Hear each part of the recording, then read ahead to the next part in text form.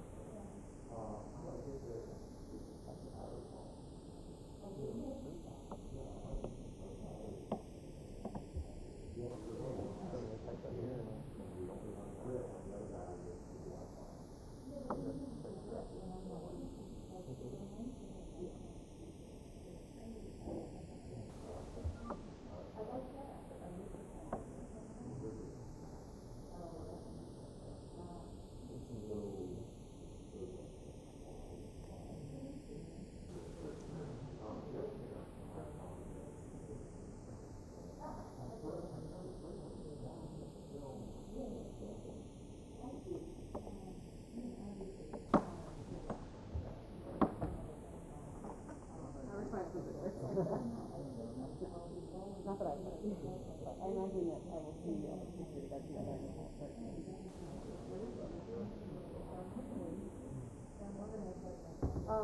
so no passing for that one?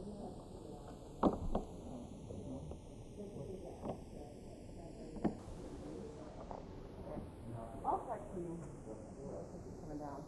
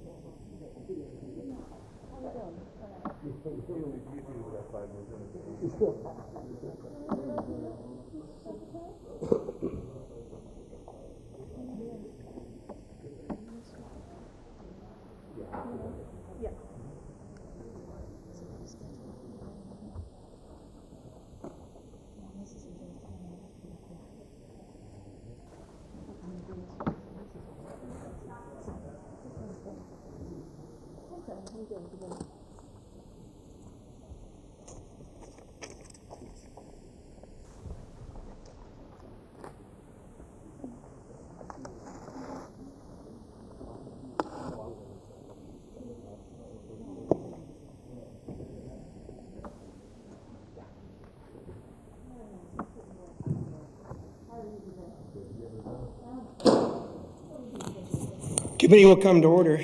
Good morning, everyone. Today we have with us Secretary of State Mike Pompeo to discuss the State Department's fiscal year 2021 budget request.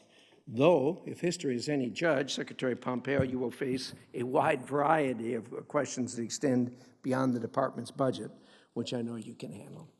The United States and our allies and partners continue to face serious foreign challenges that will test us for decades to come. China, under the rule of the Chinese Communist Party, is our chief competitor. Russia, too, remains a key adversary. The efforts of these two nations to sow discord, wreak havoc, and undo the free and open international order upon which shared prosperity and security are built have reached new heights. They have stepped up disinformation and manipulated international institutions, suppressed the voices of freedom and democracy, propped up heinous dictators, coerced and invaded their neighbors, and denied millions of people access to life-saving humanitarian assistance. We have a long road ahead of us in this new era of great power competition. We need sustained political will. These challenges require nothing less. On top of all of this, we are confronted by a new and acute challenge, a biological enemy that we still do not fully understand, an enemy that in 6 short months has inflicted levels of physical and economic harm upon the world that we have not seen in more than 100 years. Here again, China especially, but also Russia, has played a destructive role, from withholding vital global health data to spreading disinformation and actively stealing vaccine research. China and Russia have again chosen to be and proven themselves to be adversaries. Sanctioning bad actors will never be enough. To confront these and other challenges, the department will need to rely upon a vast array of tools and resources. Our diplomats must be backed by effective and efficient assistance so they can help partners help themselves and contribute to the growth of healthier, more stable societies.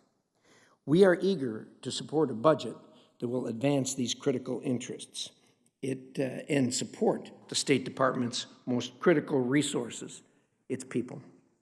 As the coronavirus emerged from China and accelerated across the globe, you were forced to pull back thousands of our diplomats and their families.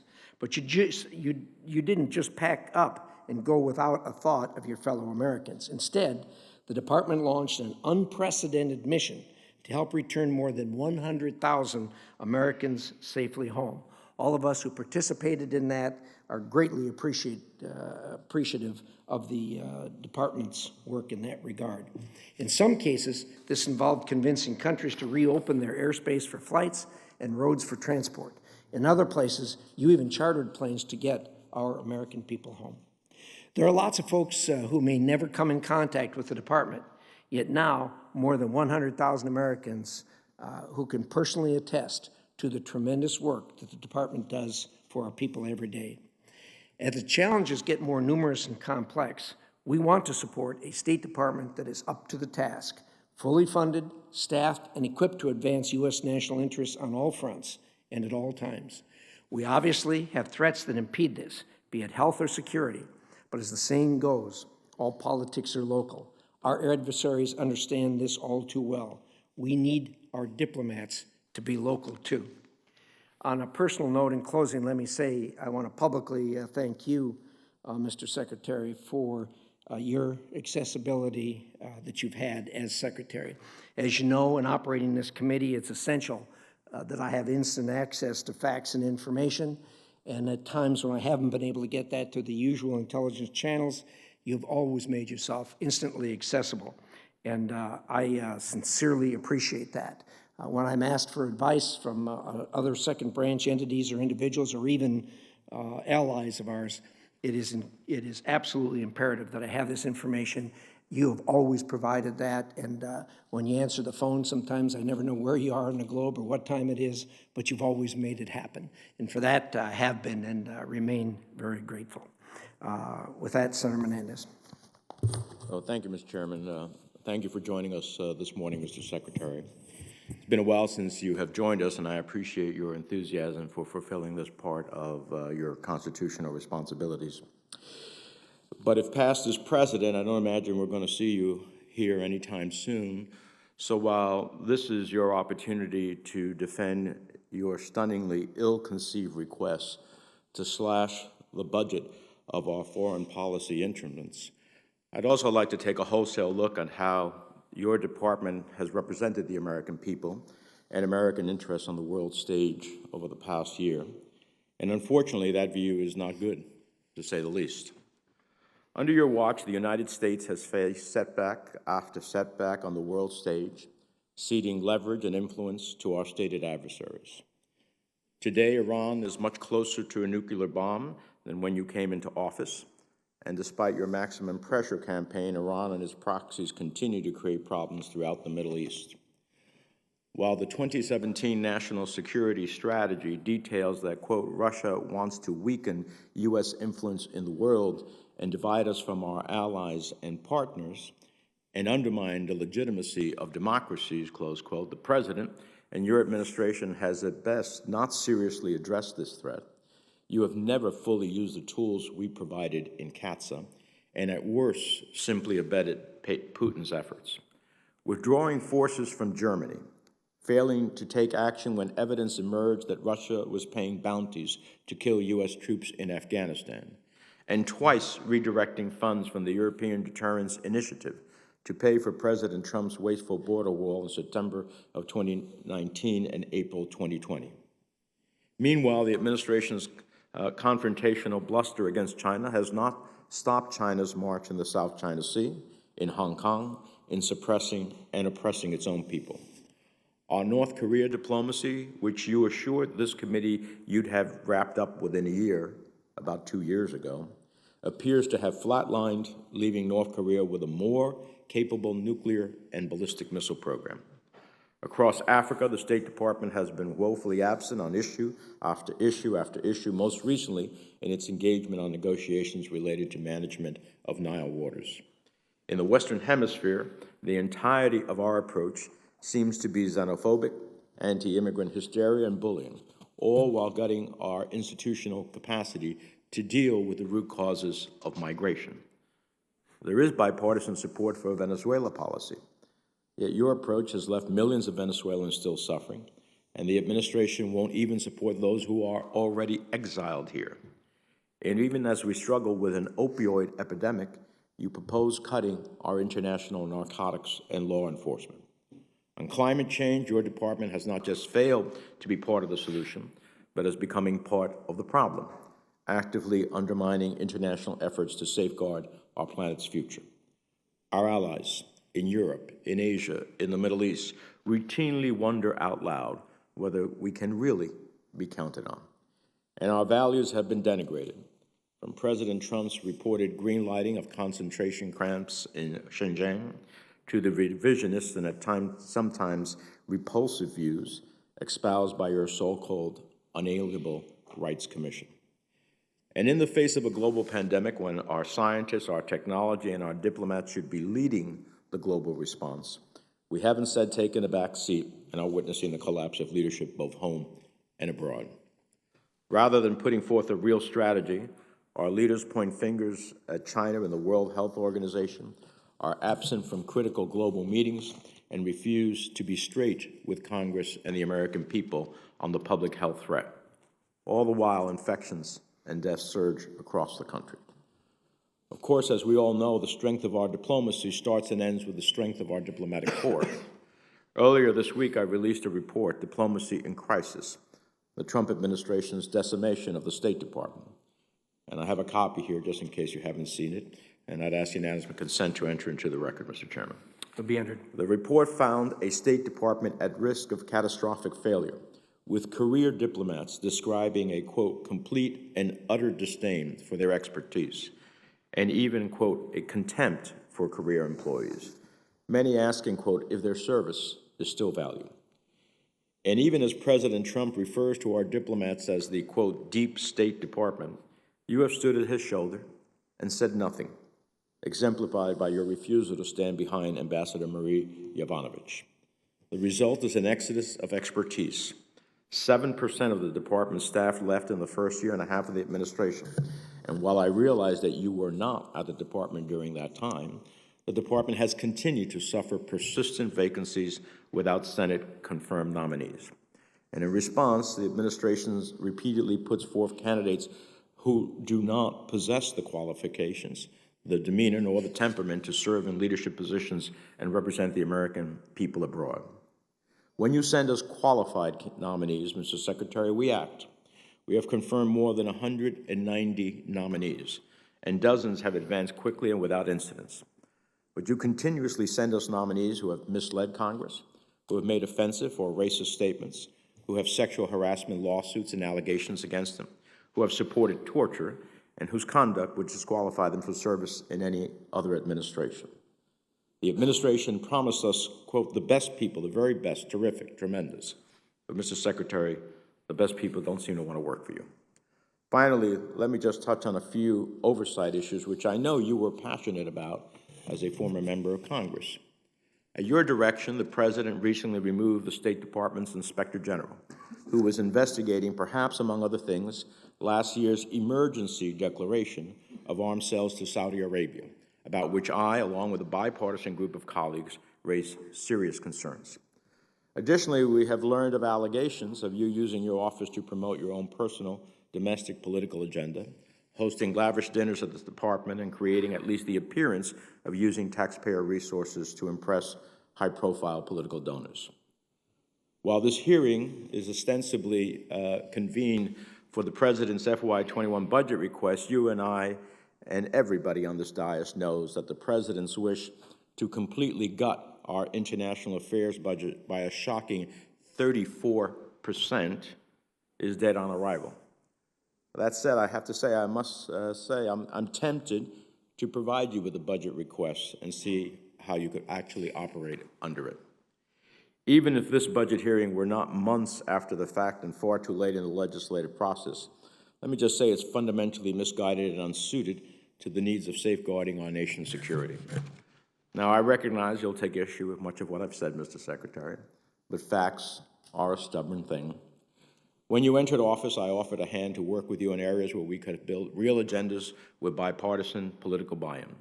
Venezuela, Iran, Russia, China, and indeed, I'm disappointed. But as I look at your tenure in office and at the track record of this administration, I'm disappointed that instead of making America first among the nations of the world, you have instead relinquished our leadership to the applause and approval of China and Russia. That makes America last. Thank you, Mr. Chairman. As we proceed, first let me say, obviously, those views are the views of Senator Menendez individually, not those of this chairman or the majority of this committee. For the members of this committee, we have an 11:30 hard stop that will give us time for a round of questions. I'm going to take a short break about halfway through. As usual, we would stick with what has been a long-standing commitment of this committee for civility, and when the witness is asked a question, we're going to give the witness full opportunity to answer that question and not interrupt his answer simply because he's doing so well at answering the question. And I will enforce that strictly. With that, Secretary Pompeo, the floor is yours. Mr. Chairman, if I may have a parliamentary inquiry, you just discussed the procedural process. If we're going to have answers that are filibusters, I don't expect that we're going to allow that either. Yeah.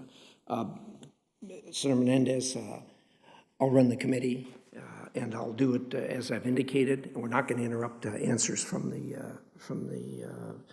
witness. With that, Secretary Pompeo. Thank you, Chairman Risch, Ranking Member Menendez. I have a full statement in the interest of time. I'll just read the first approximately 1/3 of that. If I could get your agreement to put the rest of the statement on the record, I'd appreciate that. We'll do that, Mr. Secretary. Thank you very much. Today I'm here to present and testify about the President's 2021 budget. It requests nearly $41 billion for the State Department and USAID, enabling both agencies to protect U.S. citizens, increase American prosperity, and advance the development of democratic societies. And critically, it reflects a commitment to the strategic, efficient use of resources to provide better results for the American people. That's the top line analysis, but I want to make a broader point that our diplomatic expenditures reflect America's values. 2 weeks ago in Philadelphia, I unveiled the report of the State Department's Commission on Unalienable Rights. My message that day was simple.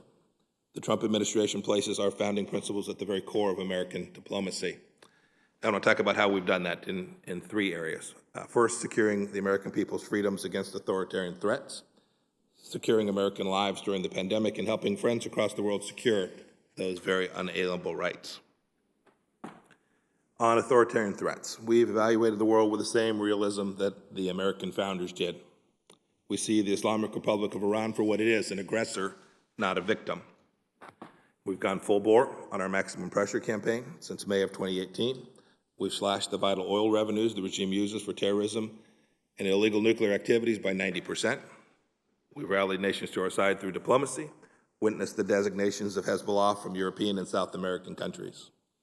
And we've bolstered our military readiness vis-a-vis Tehran. There's more work to do. The Security Council must renew the UN arms embargo against Iran before it expires on October 18th. Iran already mines ships in the Straits of Hormuz, launches missiles at Saudi oil facilities, and ships arms to the Houthis. Should the Security Council fail to act, Iran will have a freer hand to sow destruction across the Middle East and indeed the world. Russia, too, is a destabilizing authoritarian force in Ukraine, in Libya, in Syria, and inside of Western democracies. This administration has acted to protect our interests and our friends. We've issued the Crimea Declaration. We've supplied Ukraine with lethal military hardware. We've sanctioned more than 360 Russian targets for everything from human rights abuses to supporting the murderous Assad regime, to operating mercenaries and proxy forces around the world. And the State Department's FY 2021 request for the Global Engagement Center is $138 million, more than double its current level. We won't tolerate disinformation and other propaganda directed by the Kremlin or any of our other adversaries. Further on Russia, 2 weeks ago, the State Department removed Nord Stream 2's exemption under CAATSA, and in December, the administration's swift implementation of PISA, an important bipartisan endeavor, effectively halted construction of the pipeline. We're the toughest administration ever on Russia. Most importantly, on China, we see the Chinese Communist Party also for what it is, the central threat of our times. Our vigorous diplomacy has helped lead an international awakening to the threat of the CCP. Senators, the tide's turning. 30-plus countries and territories have become 5G clean countries, banning untrusted vendors from their networks. When we talked about this some year ago, the number was in the single digits. In our hemisphere, Canada has stood firm against the Chinese Communist Party's hostage-taking. Its 3 major telecom carriers have also banned untrusted vendors. Belize and Haiti have denounced Beijing's national security law targeting Hong Kong. Denmark has rejected the CCP's attempted censorship of Danish newspapers. Sweden has closed its Confucius Institutes. Lithuanian intelligence services have identified China as a potential threat for the first time. And in the region, in the Indo-Pacific, Australia declared China's South China Sea claims unlawful and illegitimate, as have we. And we're proud to have stepped up maritime maneuvers in that body of water alongside our friends from Australia and Japan and the United Kingdom. India has banned 106 Chinese applications that threatened its citizens' privacy and security. Our diplomatic efforts are working, and momentum is building to mitigate the threats that the Chinese Communist Party presents.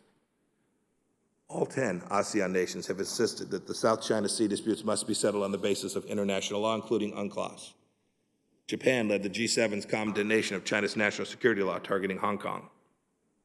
The EU condemned the law too, and also declared China a systemic rival just last year. And we've agreed to start a dialogue channel focused solely on China at the EU's request. At NATO, Secretary General Stoltenberg has called to make China a greater part of that alliance's focus as well. And we led a multilateral effort to ensure that the United Nations World Intellectual Property Organization elected a director from a country that actually gave a darn about intellectual property rights. And our Quad, the United States, Australia, India, and Japan, has been reinvigorated. We've worked hard at this. Our diplomats have done wonderful work. I'm very proud of the progress we are making. In addition to these multilateral efforts, the Department of Justice is cracking down on Chinese IP threats. We've sanctioned Chinese leaders for their brutality in Xinjiang, imposed export controls on companies that support it, and warned U.S. businesses against using slave labor in their supply chains. We've terminated special treatment agreements with Hong Kong in response to the CCP's actions to deny freedom to the people of Hong Kong, and we closed our consulate in Houston because it was a den of spies. Our budget reflects this efforts, the reality on the ground. We requested nearly $1.5 billion for foreign assistance to the Indo-Pacific region, a 20% increase from the 2020 request. We want that part of the world to be free and open and prosperous. And with that, Mr. Chairman, I'll close and happy to take questions. Thank you, Mr. Secretary. I appreciate that. We are going to do questioning on a seniority basis since it is the Secretary at Cabinet level, as opposed to the usual first-come rule. And again, I'd ask each member to be respectful of other members and stick to the 5 minutes you're allotted. And once we've gone around, we'll make a determination of where we're going to go from there. With that, Senator Menendez. Mr. Chairman, I see 7 minutes on the clock. Is that what it's going to be, or is it? I intended to do a 5. We can do, let's do a 7, because that will just about take up the time. But we're going to have to stick right to that 7, because otherwise people aren't going to get a chance. So thank you, Mr. We'll do 7. Mr. Secretary, as I outlined in my opening statement, Vladimir Putin's investment in Donald Trump prior to the 2016 election clearly continues to pay off handsomely. Withdrawing troops from Germany. Troops in Germany is not about Germany. Troops in Germany is about our own national security interests. redirecting funds from the European Deterrence Initiative, that's an initiative, as you well know, to deter Russia, to pay for the president's ineffective border wall, and refusing to follow the law and impose meaningful sanctions under CAATSA. But perhaps most shockingly, while we have all known for some time that Russia has provided support to the Taliban, both arms and resources, imposing bounties on the heads of U.S. service members is an outrageous escalation. President Trump astonishingly admitted in an interview on Tuesday that he's never raised the issue with Mr. Putin, even though he's spoken to him about 7 times this year alone. Mr. Secretary, do you consider how you would react to such behavior from a Democratic president if you were sitting in your old House seat? Would you be okay with a president who abandoned our troops but not even raising this with the Kremlin? Mr. Chairman, a ranking member, you've identified 4 items where you're concerned about our actions with respect to Russia. I'd like to address each of them. That's what I think about as Secretary I only of asked State. one question. Yes, I don't spend much time thinking about what I would have done were I still in the House of Representatives. I'm very focused on my job as Secretary of State today. Would you be okay? All right, let me ask you this. Have you raised concerns with Russia and its Foreign Minister Lavrov with respect to Russia reportedly placing bounties on the heads of service members in Afghanistan? Well, I want to be very careful about what's public record and what's intelligence-based, but yes, I can assure you and the American people that each time I've spoken with Foreign Minister Lavrov, I've raised all of the issues that put any American interest at risk, whether it's our soldiers on the ground in Syria, soldiers on the ground in Afghanistan, the activities that are taking place in Libya, the actions in Ukraine. Each and every one of these that potentially threaten American interests are things that I raised in my conversations with Foreign Minister Lavrov, and I speak with him with some frequency. I appreciate that answer. I ask you specifically, have you raised concerns? This is in the public sphere. I'm not talking about classified materials. It's not classified, Senator.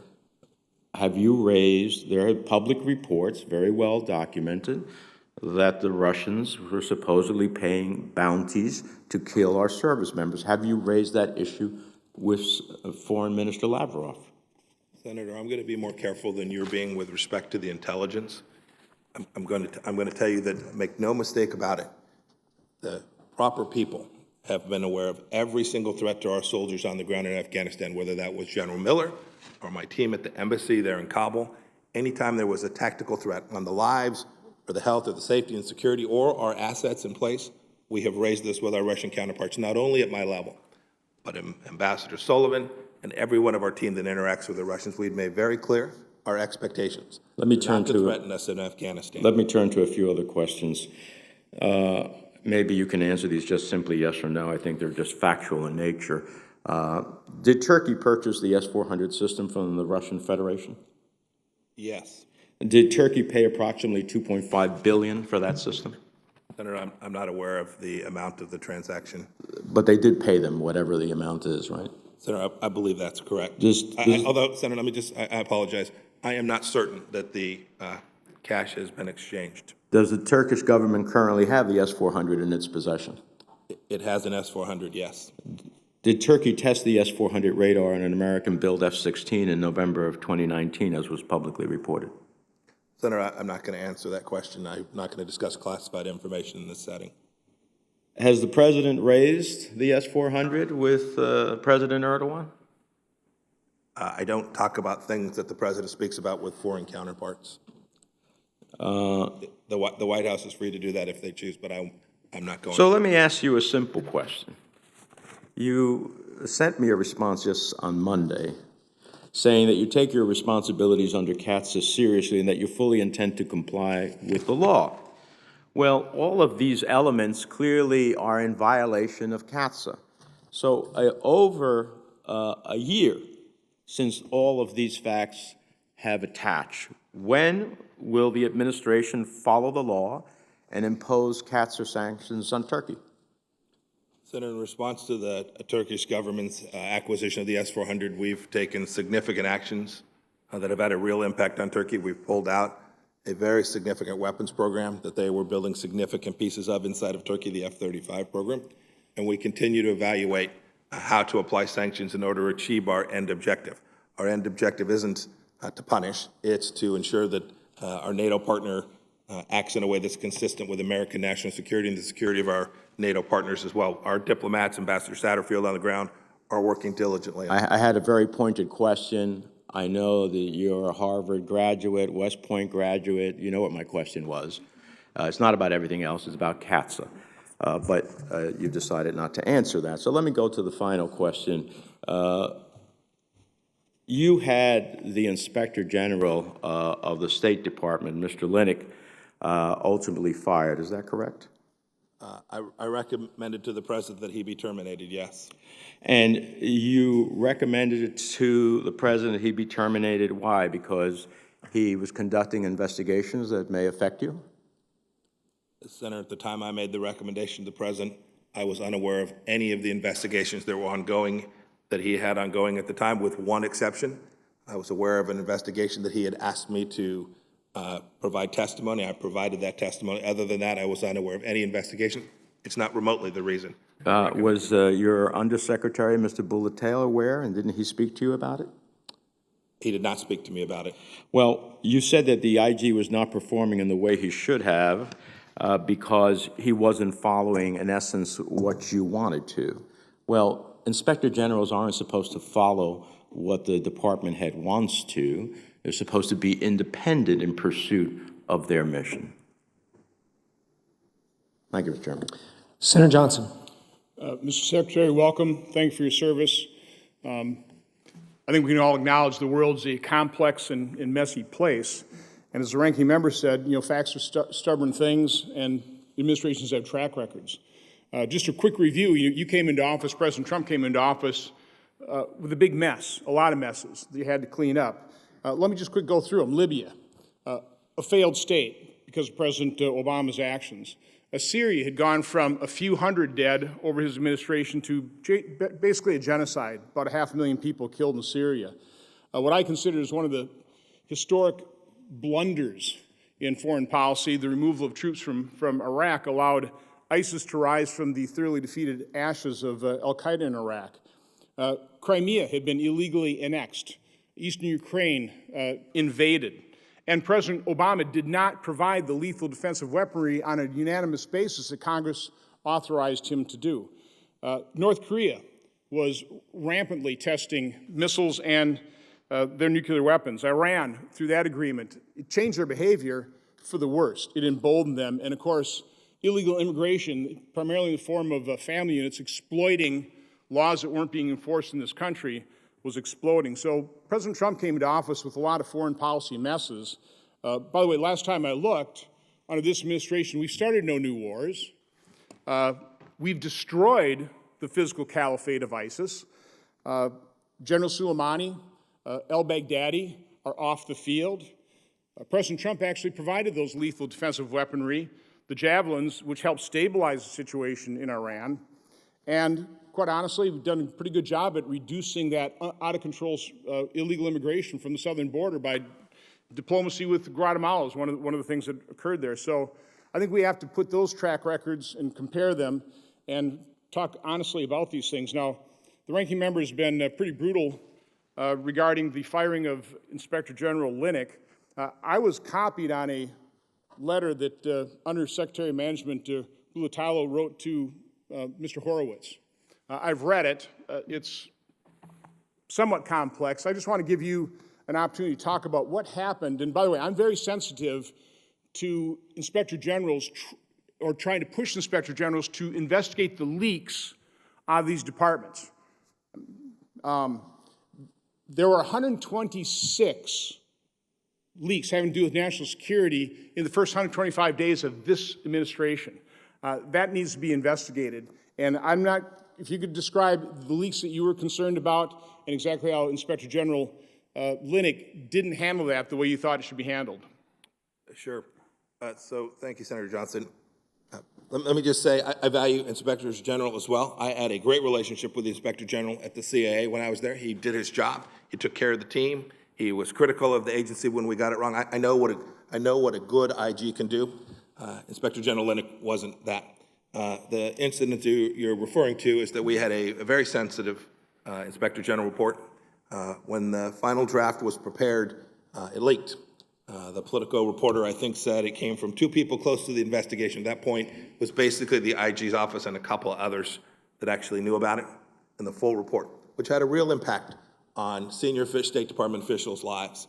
When we confronted the Inspector General, he was defensive.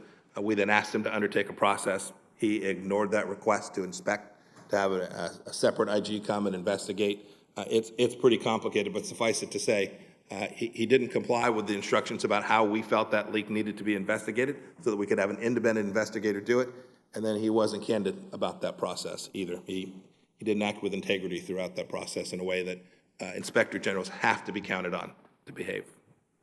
Well, I had my own issues with Inspector General Linick. I won't go into those. Right now, I'm being falsely, Senator Grassley and I are being falsely accused of peddling in Russian disinformation because of acting Director of National Intelligence Grinnell's efforts to declassify 4 footnotes in the Michael Horowitz's IG report.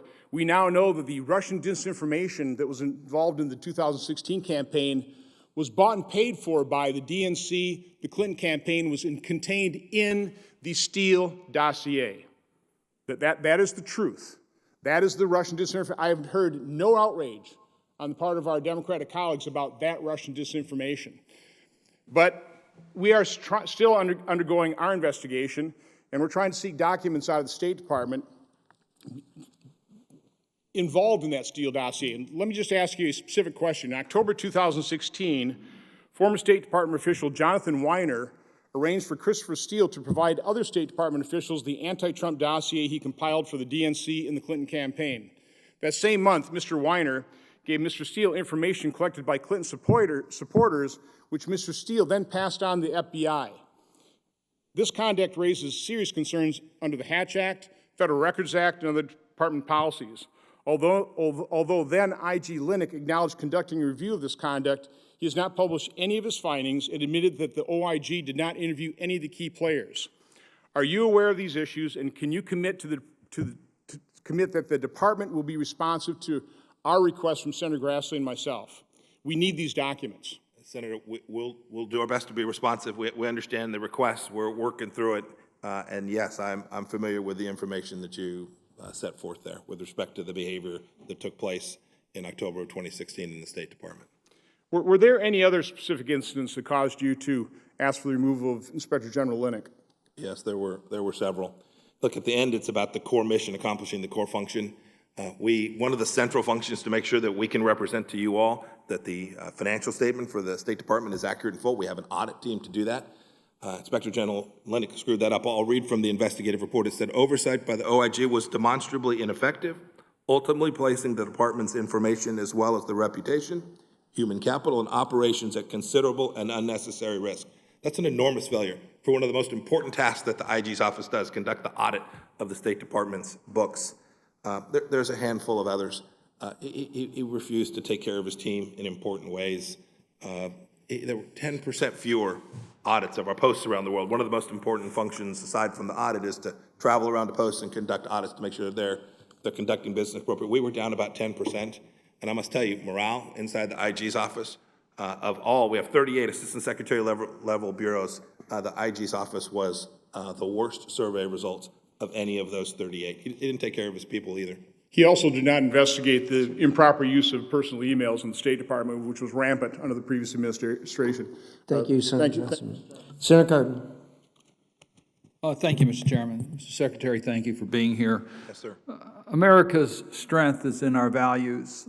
We are the global leader for democratic values. We have been so recognized, and we've worked with the international community as the leader of the free world, with other countries that share our values. And we led in that, and one of the best examples was the passage of the Magnitsky sanctions, the global Magnitsky, which was not just bipartisan, it was pretty much universal here in supporting, promoting U.S. values. I was glad to work with the late Senator McCain on the passage of that legislation, and now Canada, Europe, Australia are all following our leadership to enforce universally recognized democratic values. So when the United States isolates itself from our traditional allies, it affects our credibility as a global leader of the free world in promoting democratic values. So when we pulled out of the climate agreement, when we isolated ourselves on Iran, when our trade policies have been more bilateral rather than working with other countries in order to try to advance our causes against non-market economies or government-controlled economies, all that affects America's credibility. So when I look at your budget, I see a decline of 35% in democracy funds. To me, I don't understand that cut. 35% if we're going to be the leader in democratic values. But then I was pleased to hear you mention as the first order of your remarks today, human rights and values, American values. But I was disappointed that you used the Commission on Unalienable Rights as the example. And I say that because in my conversations with human rights advocates, not just here but globally, they look at the United States trying to promote a political agenda on rights rather than working with the international community, the free world, on democratic principles of human rights. So tell me how this commission has engaged the activists globally that are fighting every day for human rights when it is very much tied towards a particular political view rather than a universal view on human rights. Senator, I appreciate the answer to talk a little bit about the commission and the objective I set out now just over a year ago with respect to it. I'd urge everyone to take a look at it and read it. I think they did phenomenal work. I don't agree with everything that's in there. I don't think any of the 10 members that came from broad religious backgrounds, broad political backgrounds, I don't think any of the 10 of them agree with just everything in there. But what it set out to do was take on what is an enormous crisis in the 20th century's human rights project. We're in a really bad place all around the world. And it was my view as I watched the State Department, our DRL, all the folks who work on this who are great and amazing people, I watched as they were unmoored. They didn't have a founding, and so I wanted to go back and talk about how do we moor American foreign policy and American human rights policy in the traditions of the United States. And so that's what the commission was asked to do. Well, I guess what I don't understand is what was the problem that you're trying to solve? Yes, there's been a great deal of debate yes. in establishing universal values of human rights, Yes. which has been the core for democratic states. And now all of a sudden we're picking winners and losers, but it looks like it's done on a political basis. Let me move to a second subject, if I might, on arms sales. We have a proud tradition of making sure that when we supply arms to other countries that they're not used against our human rights values. And we've seen in recent years that arms provided by the United States has ended up in the hands of actors that we do not want to see get those arms. What oversight are you deploying to make sure that arms that we make available to other countries are used for the intended purpose and do not end up in for the wrong use? Senator, we have an elaborate process to do our best to verify that that doesn't happen. It's not that we don't have escapes, that there aren't failures. It's certainly the case. That's been true for an awfully long time, but we have an elaborate process to validate and verify. We require representations, we do verification, we do inspections. We have big teams in multiple departments that have responsibility for doing their best to ensure that American weapon systems are used for their intended purpose when we sell them or provide them to our partners and allies around the world. Let me make this offer. I think this committee can help you in that regards. And the jurisdictional battle between defense and state sometimes presents challenges. States has the principal role for a good reason. There's some legislation that I've authored that would help in that regard. I would hope that you would engage us to give you the tools you need to take on it sometimes the military aspects of the Defense Department that may not be as sensitive to these values. Senator, I appreciate that very much. I do think the State Department is the proper place to lodge the primary responsibility for that activity. So I welcome your efforts there. The GAO recently issued a report that I had requested in regards to diversity. And the report's titled, State Department Additional Steps Are Needed to Identify Potential Barriers to Diversity. And they point out that from the period from 2002, well before your time, to 2018, we've seen a decline of minorities in positions within the State Department, and it's particularly pronounced within the higher ranks. What steps are you taking to implement the GAO concerns? So, Senator, I've seen that GAO report. I've seen the internal work we've done. I would characterize it over the last, that you were talking about from 2002, over the last decade roughly as flat. That's not good enough. That's multiple parties. This is not partisan at all. We want to get this right. We've undertaken a number of things. We have about a third today of our members who are minorities. Excuse me, about 44% of them are women. We've developed the Pickering-Rangel program to bring more people in. We had double the applications this year. We have a big team that works on diversity and inclusion. And we're almost finished with a major study that was begun now, I think, 13 months ago, run by Carol Perez, our DGHR, to look at what the failures. There's been a lot of money and effort on diversity and inclusion over this last decade with, to your point, relatively good outcomes for acquisition of new talented people, but less so at the senior levels. Trying to identify why we haven't. I hope we could work together on that. Last point, just a point on Western Hemisphere on the ranking. I would just urge you to evaluate working with us on the aid to the Northern Triangle to make sure that they have the help from the United States to deal with the economic issues, which takes away the pressure and migration from the Northern Triangle. Thank you, Mr. Chairman. Thank you, Senator Gardner. Senator Gardner. Thank you, Mr. Chairman. Thank you, Secretary, for your service and being here today. Over the last several years on the Asia Subcommittee, we've been working together on this committee to shape a new policy toward the Indo-Pacific.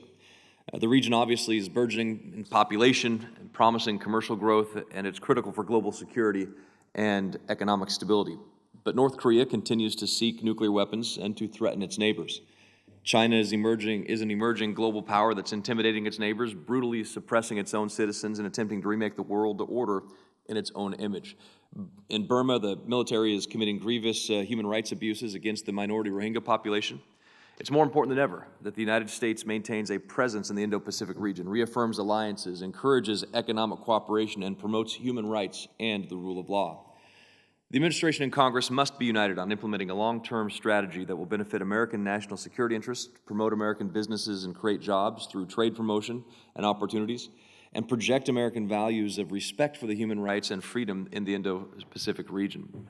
This includes countering China's growing militarization of the South China Seas and increasing malign influence in Southeast Asia, as well as ensuring that complete, verified, and irreversible denuclearization is achieved on the Korean Peninsula as codified in U.S. law. The United States has always been and will always remain a Pacific power, and legislation like my Asia Reassurance Initiative Act, or ARIA, ensures that the U.S. government will speak with one voice to reassure our allies and to deter our adversaries in the Indo-Pacific region. In 2018, the Asia Subcommittee held a three-part hearing series. We talked about democracy, human rights, and rule of law. We found that mass concentration camps for Uyghur Muslims necessitated a serious response from the U.S. and the international community. That crackdowns in the Tibet Autonomous Region are intensifying while Beijing continues to refuse negotiations with the Central Tibetan administration. That human rights defenders in China are routinely jailed and tortured. I was obviously pleased to see that several Chinese officials were sanctioned for abuses against Uyghurs, and even in the 11 Chinese entities implicated in similar abuses were added to the Commerce Department's entity list. But what is the administration doing to address further global Magnitsky sanctions and other remedies for these abuses? So, Senator Gardner, thanks. And I'm familiar with ARIA. It's great work, and I want to thank this committee and frankly, the broader group of senators for the bipartisan legislation that we had with respect to the Uyghurs and respect to Hong Kong democracy as well. It's very powerful when I can talk to my counterparts around the world and say that I have not only the support of Congress, but bipartisan, almost unanimous support on our policy with respect to securing freedom against the threats that the Chinese Communist Party is presenting. As for what we'll continue to do in Western China with respect to the horrific human rights violations that are taking place against the ethnic minorities there, I don't want to get in front of the final decisions, but you can rest assured that there are further actions, including further actions with respect to human rights violations that the Department of State and the Department of Treasury are working to complete. Mr. Secretary, yesterday, I don't know if you had a chance to see some of the hearing in the House of Representatives regarding some of the tech companies operating in the United States. And I'll read you some of the comments they made when asked whether or not China is stealing information from them Apple CEO Tim Cook said he had no personal knowledge about Chinese technology theft. Jeff Bezos has no firsthand experience beyond knockoff products. Google CEO has said that they didn't have any experience, later had clarified that remark. Can you talk a little bit about tech and China and what you see, what's happening? Is it true that there's no Chinese technology theft of U.S. companies? Well, they need to get out more. I mean, there's a long history, decades-long history of Chinese intellectual property threat, including against technologies. And I hear it. It's sometimes the case you hear it privately because there's continued threats made against their businesses that are operating not only in China, but threats to businesses that are actually working in other parts of Asia and Southeast Asia as well. The Chinese Communist Party is completely willing to bully and to threaten to get companies to behave. Do you work with these tech companies at State Department on intellectual property theft, cyber attack, those kinds of things? We do. We work closely with them, and on the side of protecting cyber, we've actually had some good work where we've worked alongside each other on important projects where we have reduced risk, and so I thank them for that. But the idea that anyone in the tech space could not know of what the Chinese Communist Party is attempting to steal and the cyber attacks they're making seems incredulous. In March of this year, as it related to some Chinese misinformation and the dissemination of misinformation when it came to the COVID-19 propaganda China was spreading, I suggested the National Security Council set up a task force at the White House to counter that disinformation. Are the tech companies doing enough to combat Chinese disinformation? No, there's always more that they can do. There's more we can do as well. On that particular front, I must say, I actually think the world mounted a very effective counter-campaign against the Chinese disinformation. As I've traveled and as I've spoken to my counterparts, I think the world understands that this virus emanated from China, from Wuhan in particular, and I think the world understands that the Chinese Communist Party showed up with PPE that didn't work and covered up what they knew about that when they could have prevented this spread. So I think the Chinese efforts at disinformation there actually failed in this case.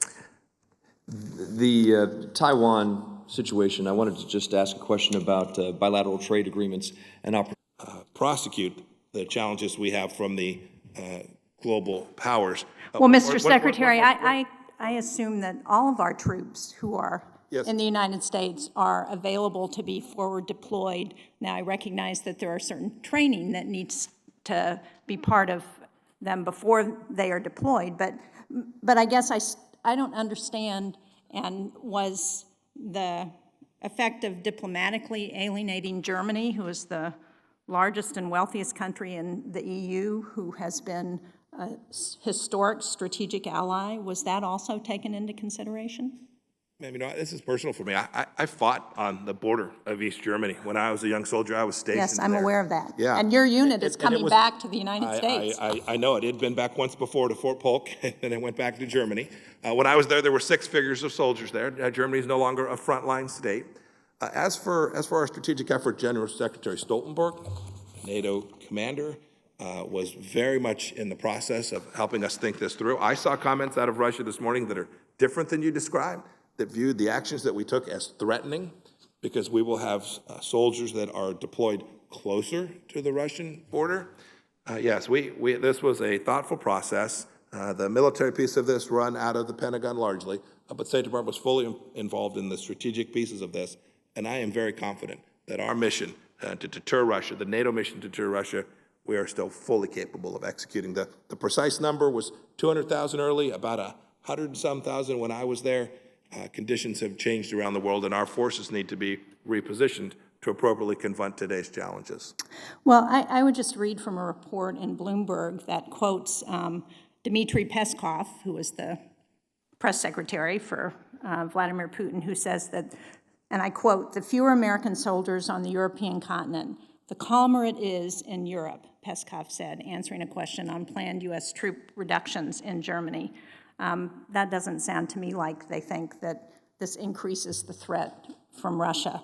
But I'd like to go on to another issue, because I want to follow up on the question that Secretary Menendez raised, or Senator Menendez raised, about the reports on bounties that Russia has put on our troops in Afghanistan by the Taliban. And there was a report last night that said that state officials have secretly warned Russia against bounties on our troops, against killing our troops.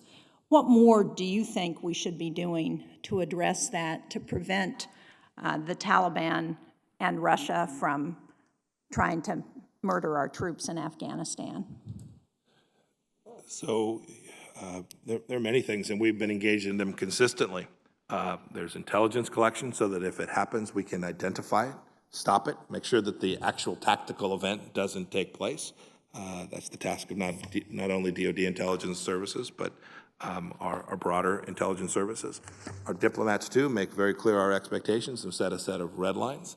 And then we have our larger Afghanistan policy. It's not just Russia that has been underwriting the Taliban for all these years. I know there's an awful lot of focus on that in this town. But let me tell you, at the State Department, Department of Defense, we're worried about Iranian support to the Taliban. We're worried about Gulf money coming to the Taliban. We are working I totally agree with that. We are working diligently against every one of those threats, both diplomatically and from a security perspective, to protect our soldiers. And then finally, to protect our soldiers further, we've been working diplomatically to get peace and reconciliation in Afghanistan. And we have a ceasefire that began at the start of Eid al-Adha. We've now had a significant prisoner exchange. Since February 29th, the agreement entered into, we haven't had a single attack against an American soldier. This is the finest in American diplomacy, and I'm incredibly proud of what my team has done, my State Department team has done to protect American soldiers. So do you think it would be helpful for President Trump to talk to Vladimir Putin and tell him that he needs to back off in terms of paying the Taliban to kill American troops? I always leave to the president what he wants to say to other leaders. I don't think there's any doubt in the mind of every Russian leader, including Vladimir Putin, about the expectations of the United States of America not to kill Americans. And I can promise you that the 300 Russians who were in Syria and who took action that threatened America, who are no longer on this planet, understand that too. When you were here last time, we talked about the potential for negotiations with the Taliban in Afghanistan. That was before an agreement was reached. And there was an exchange that you and I had about the role of Afghan women in any talks with the Taliban. And you said that Afghan women should fend for themselves. Well, we've seen the outcome of our reticence to support Afghan women. The agreement between the U.S. and the Taliban failed to mention the rights of Afghan women, and it contains no guarantees for their continued constitutional protection. Is the policy to have Afghan women fend for themselves consistent, do you believe, with the legal mandate for the U.S. to support the, and I quote, the meaningful inclusion of women in peace talks as directed by the Women, Peace, and Security Act that was signed into law by President Trump? Boy, I'd have to go look and see what I said.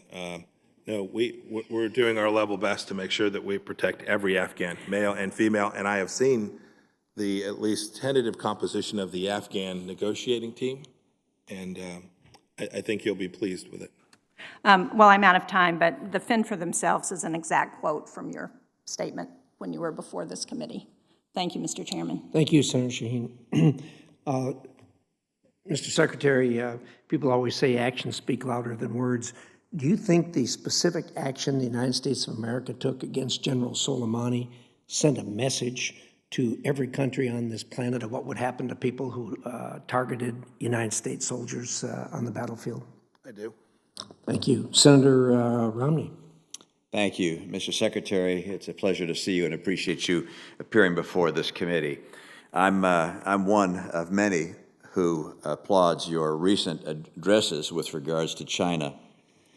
In these, you have called out their predatory behavior, economic, military, geopolitical, and you note that we have to confront China with our friends and allies if we're going to be successful in diverting them from their course of predation. It's a very welcome assessment, a very clear-eyed evaluation of China's intent and their actions, and a statement of what our mission must be with regards to China.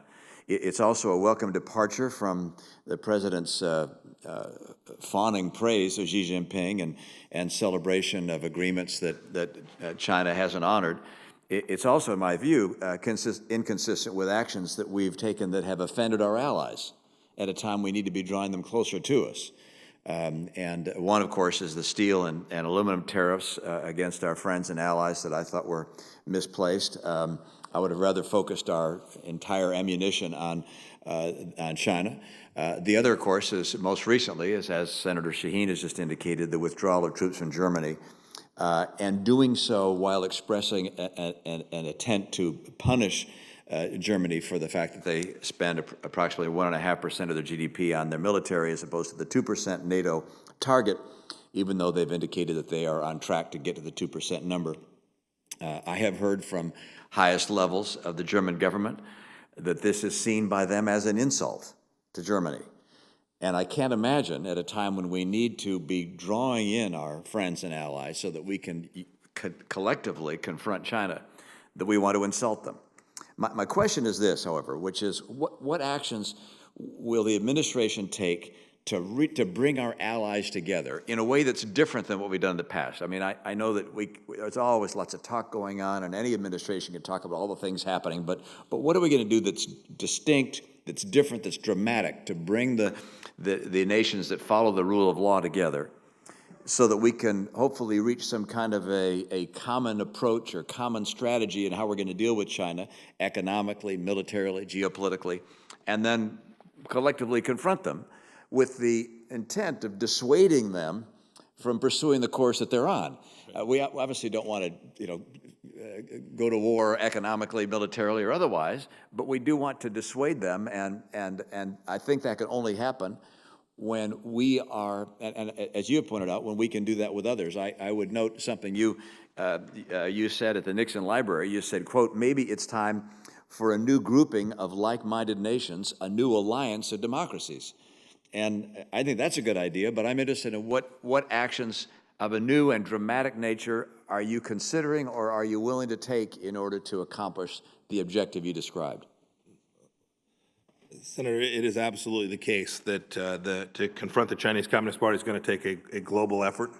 That's absolutely true. It's why I talked about this idea, perhaps, of a new alliance of democracies. What shape that would take, there's lots of discussion about. Had many conversations with friends in the region.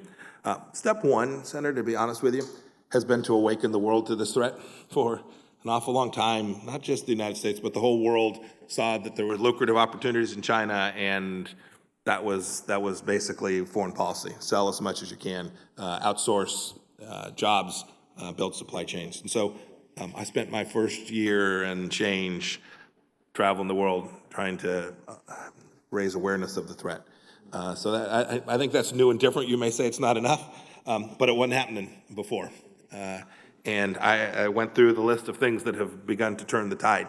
I will say there are still nations who understand this threat but don't feel like they are empowered, that they're in a position where they can withstand the threats that come from the Chinese Communist Party. So we are working, our diplomats, trying to build out a set of relationships. And whether that's part of a formal organization or not, I'm not sure I know the answer to yet, but to convince them that America is prepared to lead in pushing back against the Chinese Communist Party, and when they do, we will be there to support them.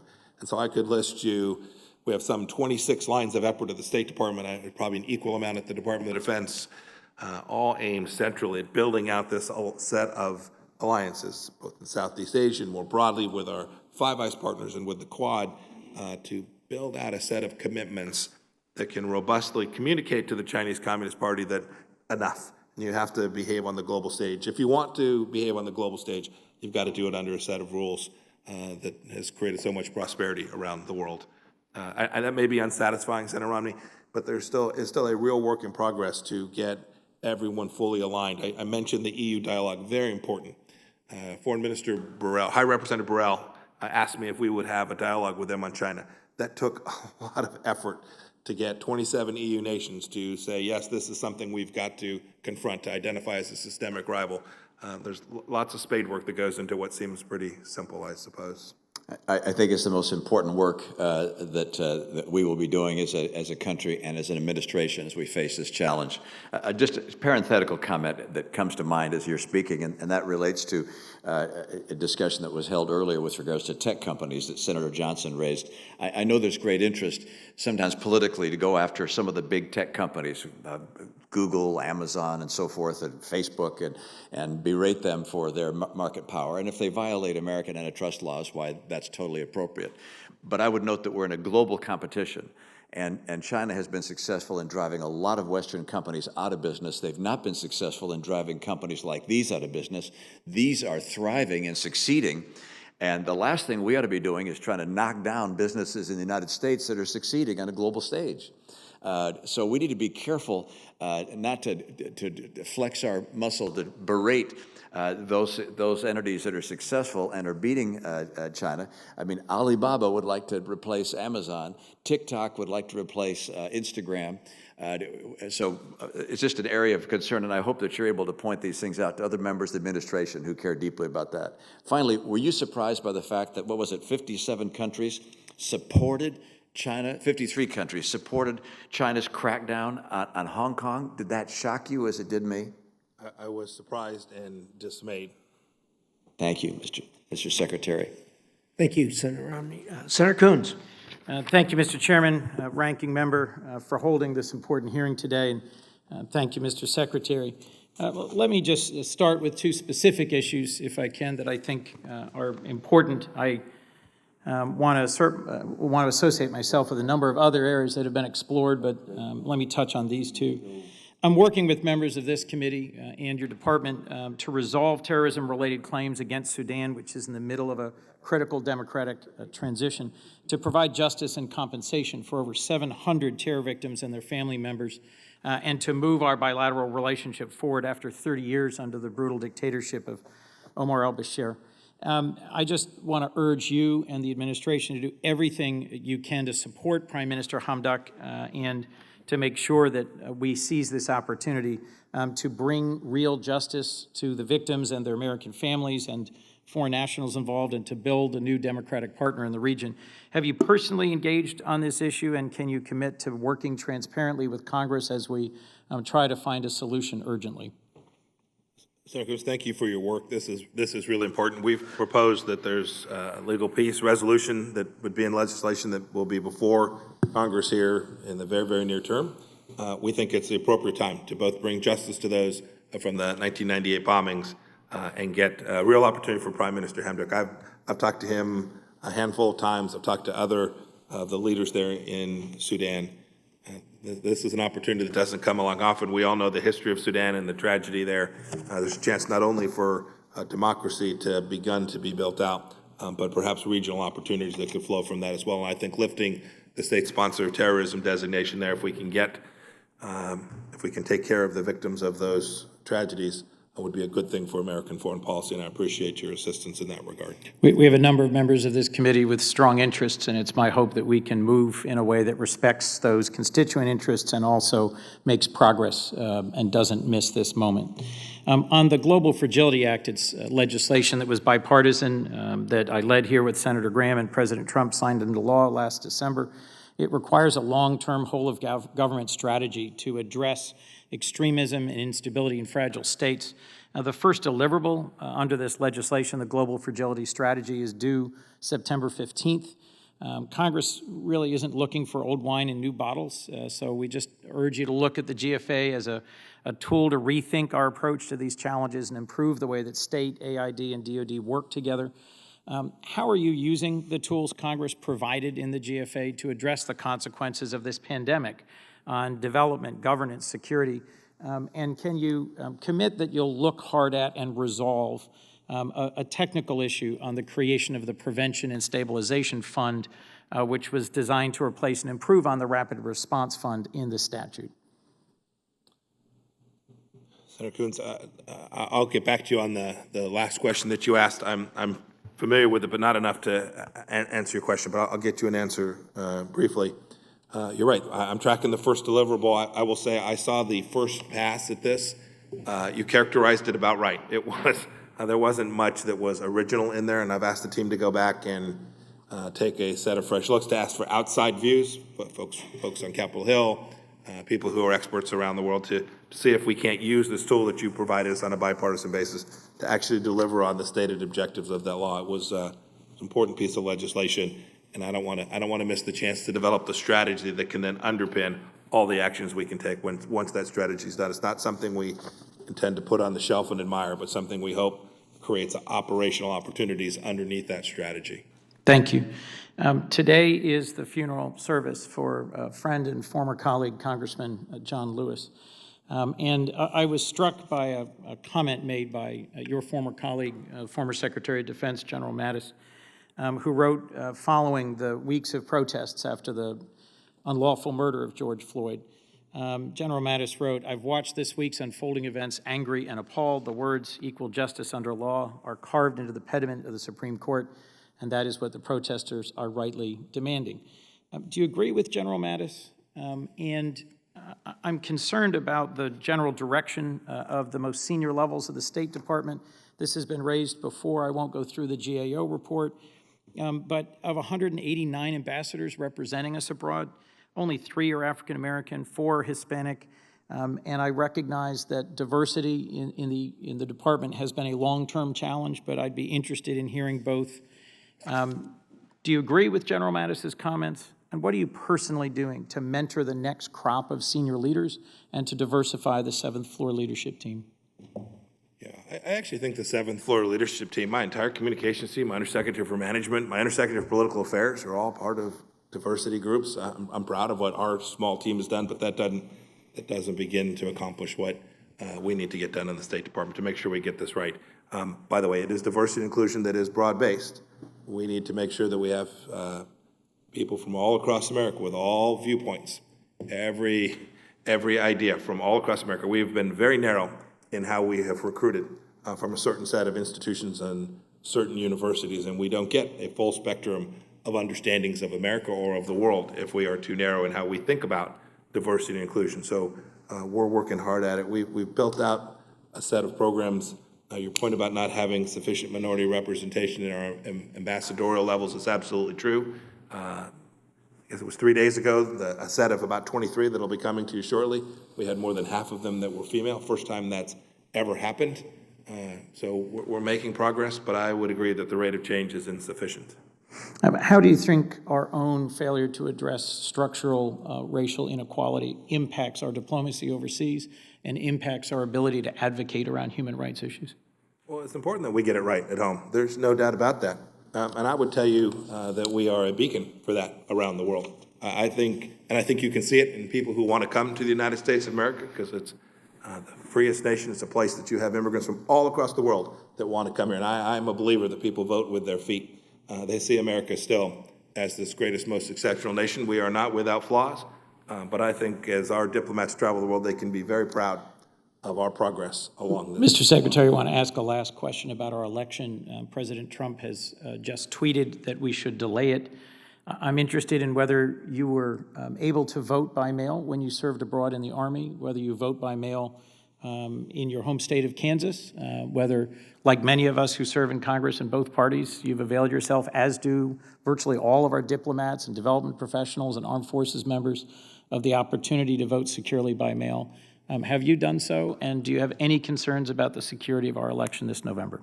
Senator Coons, I believe I have voted by absentee ballot. I think while I was a soldier, and I also think when I was a member of Congress, I did a couple times as well. The State Department has some role in making sure we have election security. It's not our primary focus. So I'll leave to others those who have that primary centered focus. But is there any reason for us to be concerned that those votes are fraudulent or somehow ineligible to be counted if cast by mail or by absentee ballot by our diplomats? You know, I must say, having a small group of people vote by absentee ballot is very different than deciding that you're going to conduct a full in-mail balloting program. Those are two fundamentally different beasts. I'll leave to the professionals to identify the level of risk associated with that. But I also know, and I saw this in my home state of Kansas, when you change the voting rules in close to an election, it's a difficult task. Thank you, Senator Coons. Senator Rubio. Thank you. Good morning, Mr. Secretary. Thank you for coming in and being here. I know election security is not your area of expertise, but I think you can comment on what I'm about to ask. I'm sure you're well aware of influence efforts on the part of the Chinese in Taiwan to shape Taiwanese policies, the policies of their government. I'm certain, as most people on this committee, I hope, are aware of how they pressure political figures that they view are opposed to their interests. And I think we've all witnessed, I think you'll confirm this worldwide, that China has engaged in efforts of disinformation, particularly, for example, about the coronavirus. I'm not asking you to comment specifically about our country. I think I'm more than anything else asking, if China ever decided they wanted to do those kinds of things to us, would you assess they have the capability to conduct disinformation campaign to pressure American political figures, potentially even members of Congress, the way we've seen them do Taiwan and Australia and in other places? If they decided they wanted to do that, this is second largest economy in the world, pretty significant capabilities. If they ever decided they wanted to come after us that way, they'd have the capability to do it, would they not? Senator, I'll take it if I might have just a second to respond to this. They certainly have the capability. I've talked about this. The United Front, the Chinese United Front, is working here in the United States today. They're meeting with state legislators. They're meeting with governors. They're running one of the things that was taking place out of the consulate in Houston were influence operations conducted by their diplomats. And this isn't, I all know we have diplomats from all across the world who come to our offices as members of Congress and talk to us about policy. This what I'm talking about is fundamentally different from that. And so they not only have the capability, but the intention of conducting influence operations in the United States. I think we're a pretty resilient nation. I'm confident that we'll push back against that. But the world needs to understand that when it's happening here in the United States, it's happening all across, it's happening in their countries too. Well, I think one of the things that was most interesting yesterday is the 4 CEOs of these tech companies appeared, I believe, before a House committee yesterday, if I'm not mistaken, and they were asked a very simple question. Do you believe, they were asked, do they believe that China steals technology from U.S. firms? They were asked this question. I think there's pretty strong consensus across the board in both parties and in the media and elsewhere that the answer to that question is yes. The CEO of Apple said they haven't experienced it. That was his answer. And the CEO of Google said, neither have we. And the CEO of Amazon says, oh, I've read that. Only the CEO of Facebook said, yes, absolutely. So Apple, Google, and Amazon answered that question by saying either they hadn't experienced it or they've read that somewhere but wouldn't comment further. Why would corporations such as this, some of whom, by the way, take it upon themselves to censor truth versus what's not true and what they believe some people should be saying and not others on the basis of what they judge to be true, why would 3 of the 4 CEOs of the 4 largest tech companies headquartered in the United States be afraid to answer that question? Senator, I can only speculate. I mean, it's patently clear to anyone who's watching that the Chinese are engaged in intense efforts at intellectual property threat, including to technology. Would it be fair in your mind to speculate that they try to influence people even in the business community? Absolutely. Okay. One more question. I think I know the answer to this as well, but would you agree with the belief, I think, again, that's pretty widespread, that China has systematically identified industries and technologies that they believe will be key to the 21st century? They actually wrote it. It's Made in China 2025. And they've undertaken a systematic effort to dominate these industries while destroying our capability. They've done it. That's what the IP theft is about, the forced transfer of technology, subsidies to their firms, blocking access to their markets.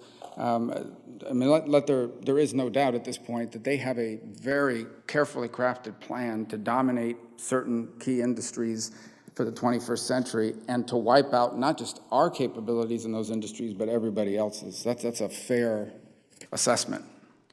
Yes, Senator Rubio, and they've not been covert about this, right? They've spoken openly about how they're approaching their commercial interests. The only thing that they don't speak about is that rather than build these industries inside, the tools that they use are fundamentally different than the way Western democracies do, right? We train our people, we build our businesses, we invest capital in the market.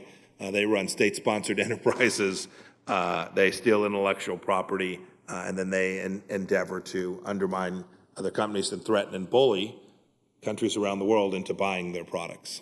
My last question is unrelated to China directly, but as you're well aware, there have been press reports, speculations, commentators and the like that have made much about recent allegations, and in one case, an interview the president gave in which they took from it that the president would be willing to engage in negotiations with Maduro and the Maduro regime in Venezuela. As you understand our policy, being in the position that you're in, could you envision, as long as this administration is in office, we would ever negotiate with the Maduro regime for them to remain in power? Absolutely not. Our policy is not to negotiate for them for anything other than his departure from ruling that country. Thank you. Thank you. Next, after the next questioner, we're going to take a 10-minute recess, but right now, Senator Udall, the floor is yours. Thank you, Mr. Chairman, and Secretary Pompeo. Appreciate your time and testimony today. I want to start with an important subject, democracy promotion. Earlier this year, you called for free and fair elections in Venezuela and Nicaragua.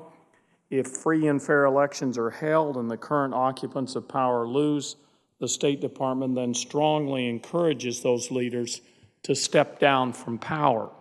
And I think that sort of thing is an important pillar of our foreign policy on a bipartisan basis, correct? Yes, sir. But I am hearing growing concern in this country about whether we are going to set a good example in our November election. In a recent Fox News interview, Chris Wallace asked President Trump whether he would give a, quote, direct answer that you will accept the election, unquote, in November. In response, President Trump said, I have to see. No, I'm not going to just say yes. No, I'm not going to say no. I didn't say last time either. During a 2016 debate, he stated, I will tell you at the time, I will keep you in suspense. And he's also called voting by mail, as you know, one of the major ways Americans vote, especially in a pandemic. He said over and over again, the election's rigged if it's vote by mail. So, Secretary Pompeo, if President Trump refuses to accept the upcoming November election due to his lack of faith in voting by mail, will you respect the results of a certified election as the State Department typically does throughout the world? Senator, I'm not going to speculate yet about 15 ifs in there. You should know. I have said repeatedly to this committee, I will follow the rule of law, follow the Constitution. I've endeavored to do that in everything I've done, and I'll continue to do that every day. The President has made this a legitimate question in Americans' minds through his own statements. Former Pennsylvania Governor and Homeland Security Secretary Tom Ridge, a Republican, as you know, says, and I quote here, I think it's very sad and very disappointing that with almost 5 months to go, the President seems to want to try to delegitimize the November 3rd election. It just seems to me that this may be an indication he's more worried about the outcome than he's worried about the fraud, end quote. This is a serious domestic and foreign policy question. We need to set a good example about the peaceful transition of power, or else we undermine our entire foreign policy. George Kennan wrote in his long telegram that in order to counter the Soviet Union, quote, much depends on the health and vigor of our own society. I think that is just as true today about Russia, China, Venezuela, Iran, and other authoritarian regimes that we have challenges with. And I can imagine few scenarios that would endanger our society more than a presidential candidate who refuses to accept the outcome of an election. Secretary Pompeo, this year the Committee to Protect Journalists issued a report on the harm this president has caused to journalists, First Amendment rights. In their summary, the committee states, and I quote, the Trump administration has stepped up the prosecutions of news sources, interfered in the business of media owners, harassed journalists crossing U.S. borders, and empowered foreign leaders to restrict their own media. But Trump's most effective ploy has been to destroy the credibility of the press, dangerously undermining truth and consensus even as the COVID-19 pandemic threatens to kill tens of thousands of Americans. That's the end of their quote. Are you concerned that instead of promoting press freedom abroad, America is now providing moral support to authoritarian efforts to crack down on critical media outlets from Russia to China to Venezuela and beyond? No, I'm not remotely concerned about that. And over 150,000 Americans have now died from COVID-19, and we mourn their loss. Like most tragedies, this is one that could have been prevented. Like the president's response to Hurricane Maria and other disasters, the federal government's response has been nowhere near up to the challenge. Instead, this administration is now trying to change the narrative by attacking its own citizens at home and weakening the United States abroad. Across the world, our allies in New Zealand, Japan, Australia, South Korea, and many in Europe have taken the science and the threat of COVID-19 seriously. The result is that they are beginning to return to normal. Even countries with very different systems than ours, such as communist Vietnam and Cuba, are beginning to reemerge from this deadly disease. Secretary Pompeo, the best practices of these countries is simple. Isolate, track and trace, quarantine, and wear a mask. We don't even know if the National Security Advisor has met with you or other members of the National Security Council lately. The U.S. has not done those things sufficiently, and here we are. Secretary Pompeo, you and the White House seem to want to blame China for our inability to respond to this pandemic as well as to our allies. Is it true that they're handling the virus? And it's true that their handling the virus at the early onset was problematic. But we are responsible for our own response. Do you think the president should look to Europe, South Korea, Japan, and other more successful nations to learn about how to better contain this pandemic? An awful lot to unpack there, Senator. First, I would tell you that some of the countries that you identified, you're looking at the data that they're putting out, it's worthless. So when you're comparing it to data from other countries, one ought not in a Senate hearing put that data forward as dispositive about the conditions on the ground in those countries. It's silly. I mean, the facts are they're not tracking, they're not counting cases. So we need to make sure we have a shared factual database. Yeah, we should look everywhere to get best practices about how to respond to this. And I know that our doctors, Dr. Perks, who works for me, who's now over at the White House working on us, they've done that. And we'll continue to do that to make sure we protect the American people in an appropriate way. Thank you. Thank you, Senator Udall. With that, the committee is going to be at ease, subject to the call of the chair, for approximately 10 minutes.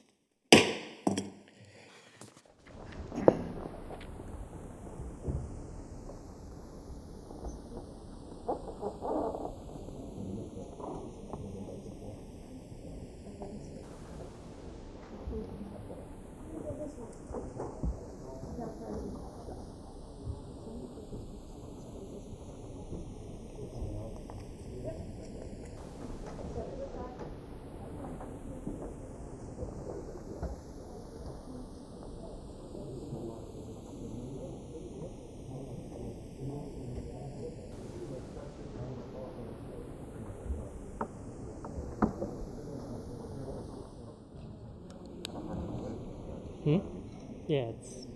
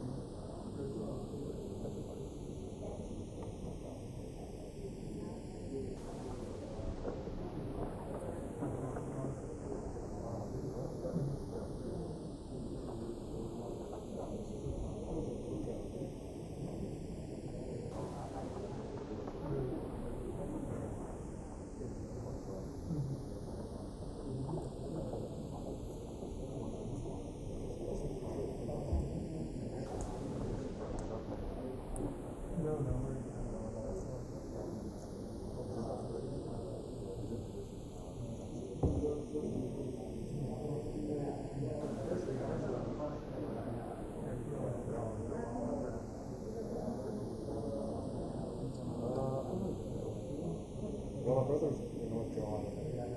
So if I do, I'll let you know. Voice I went to last week.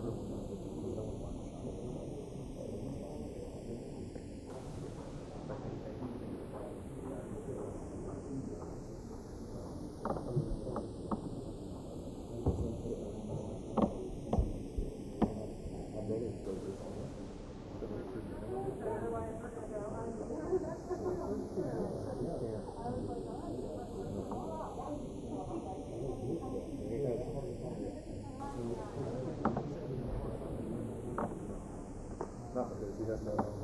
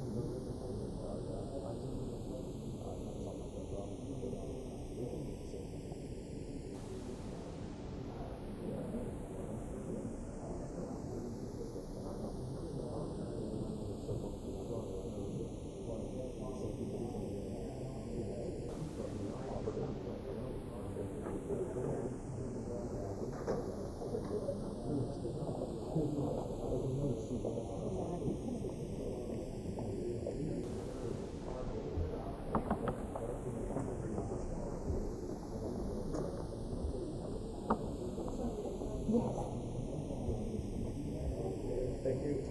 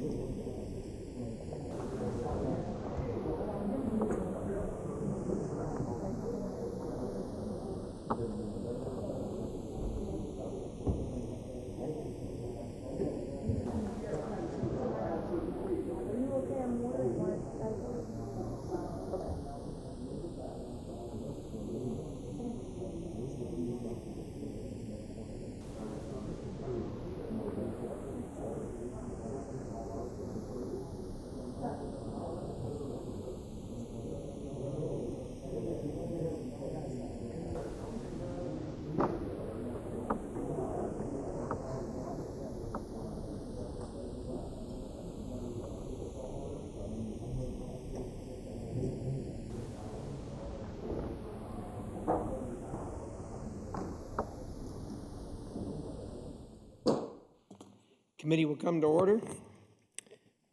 Next up, Senator Barrasso. Thank you, Mr. Chairman. Welcome back, Mr. Secretary. Good to see you again. I appreciated your comments, opening statement specifically related to Nord Stream 2. And I wanted to ask a little bit more about that because we know energy security is essential to national security. Nord Stream 2 threatens European energy security, increases Russian monopoly over the region. It, to me, this pipeline is a Russian trap. Strongly support your recent announcement aimed at stopping this dangerous pipeline. As you know, Congress is working to quickly provide the administration with additional tools to prevent Nord Stream 2 from ever being completed. The last few weeks, both the Senate and House passed their own versions of the National Defense Authorization Act, includes new bipartisan Nord Stream 2 sanctions. Could you talk about the administration's commitment to opposing the Nord Stream 2 pipeline and applying sanctions against those companies aiding in the completion of this Russian trap? You know, the irony is that this administration is accused by some of not being tough on Russia. I mean, President Trump personally took on this. He saw that this was a threat, that this pipeline being threat created enormous leverage for Russia, not only against Germany and broader Europe, but Ukraine as well. And so we set about, and with good support on Capitol Hill, we got legislation that was appropriate to now have delayed this project significantly. We need further tools. We're prepared to use those tools should you provide them to us. And we've also used our diplomatic capabilities to make clear to countries that we're going to do the other end too, right? We're going to make sure that American LNG can be sold into these countries. We want Europe to have a secure, stable, diverse set of energy opportunities, and our Department of Energy has worked alongside of us to do that. And our ENR department, Assistant Secretary Fannin, are working to make sure that Europe has real, secure, stable, safe energy sources that cannot be turned off in the event that Russia decides they want to do so. We think Nord Stream 2 is dangerous in that respect. We're going to do everything we can to make sure that that pipeline doesn't threaten Europe. Mr. Secretary, I'd like to move now to the Iranian arms embargo. The international arms embargo on Iran, as you know, is set to expire October of this year. To my great astonishment, we are having to persuade the international community of the importance of preventing Iran, the world's leading state sponsor of terror, from purchasing advanced weapons. It'll dramatically increase the ability of Iran to arm terrorists, to proxy groups across the region. We've seen that more weapons will likely flow to Hamas, the Houthis, Hezbollah, and Lebanon. Despite the terrible consequences, many experts believe that any extension of the Iranian arms embargo would be vetoed by Russia or by China. What do Russia and China want the Iran arms embargo? Why would they want it to expire? And is the Chinese Communist Party really willing to betray global security in order to be Iran's arms dealer? Well, I hope not, but I expect so. We've been working to convince the Russians to permit this arms embargo to be extended. We've been talking to the Chinese for months and months and months. We're working with our E3 counterparts as well. We will submit a UN Security Council resolution in the near future where we will offer to extend this. This was one of the central failings of the JCPOA, was to have only a 5-year ban on the Iranian capacity to both purchase weapon systems, build out air defense systems, the capacity to protect a nuclear program should they continue down that path, but also to sell weapons around the world and become, again, as they were before, one of the world's largest arms dealers. we're going to do everything we can. We believe we have the capacity to do this at the United Nations. We hope that the UN Security Council will conclude that extending this arms embargo is the right thing. In the event they don't, we're going to use every tool that we have at our fingertips to make sure that that arms embargo is not lifted on October 18th of this year. We think it decreases stability in the Middle East. We think that would threaten Israel, and we're confident it reduces American security as well. And on to religious freedom, Sam Brownback, a former member of this body, Ambassador at Large for International Religious Freedom, recently wrote, humanity is why religious freedom will always win out against governments and non-state actors seeking to repress and control it. But we have seen around the world authoritarian regimes continuing to attempt to restrict religious freedoms and the rights of individuals. Could you discuss efforts by the administration that you've taken to promote international religious freedoms? So we have raised the priority of international religious freedom inside of the State Department. I think that's happened, under President Trump and Vice President Pence. That's happened all across the administration. We use our diplomatic tools to encourage it. We build resilience. We work with religious communities in many countries to provide them security. The work that we're doing in northern Iraq today is a good example, but there's still lots of challenges. What's happening in Nigeria to Christians today, what's happening to Muslims in Western China, your point about the threat to religious freedom and the exercise of conscience for people of all faiths is under attack in too many places. The State Department has an important role to decrease or increase the capacity for people to exercise their rights of religious freedom. And we held these two ministerials. We weren't able to do it this year because of the virus, but we brought people from all across the world. The world's largest human rights gatherings in all of history were held at the State Department twice around the central idea that people need to be able to exercise this important right to just have their own faith. And earlier today, when we move on to China, I think you said you called the Chinese Communist Party the central threat of our times. We had your deputy here a couple of weeks ago, had a chance to talk about the issues related to China. To me, they're working to expand their military capabilities, to advance their global ambitions. They want to dominate globally. In the last few months, we've seen them increase military aggression, whether it's near Taiwan, the South China Sea, Japan. We've seen incursions, what they've been doing in Hong Kong, what they've been doing at home.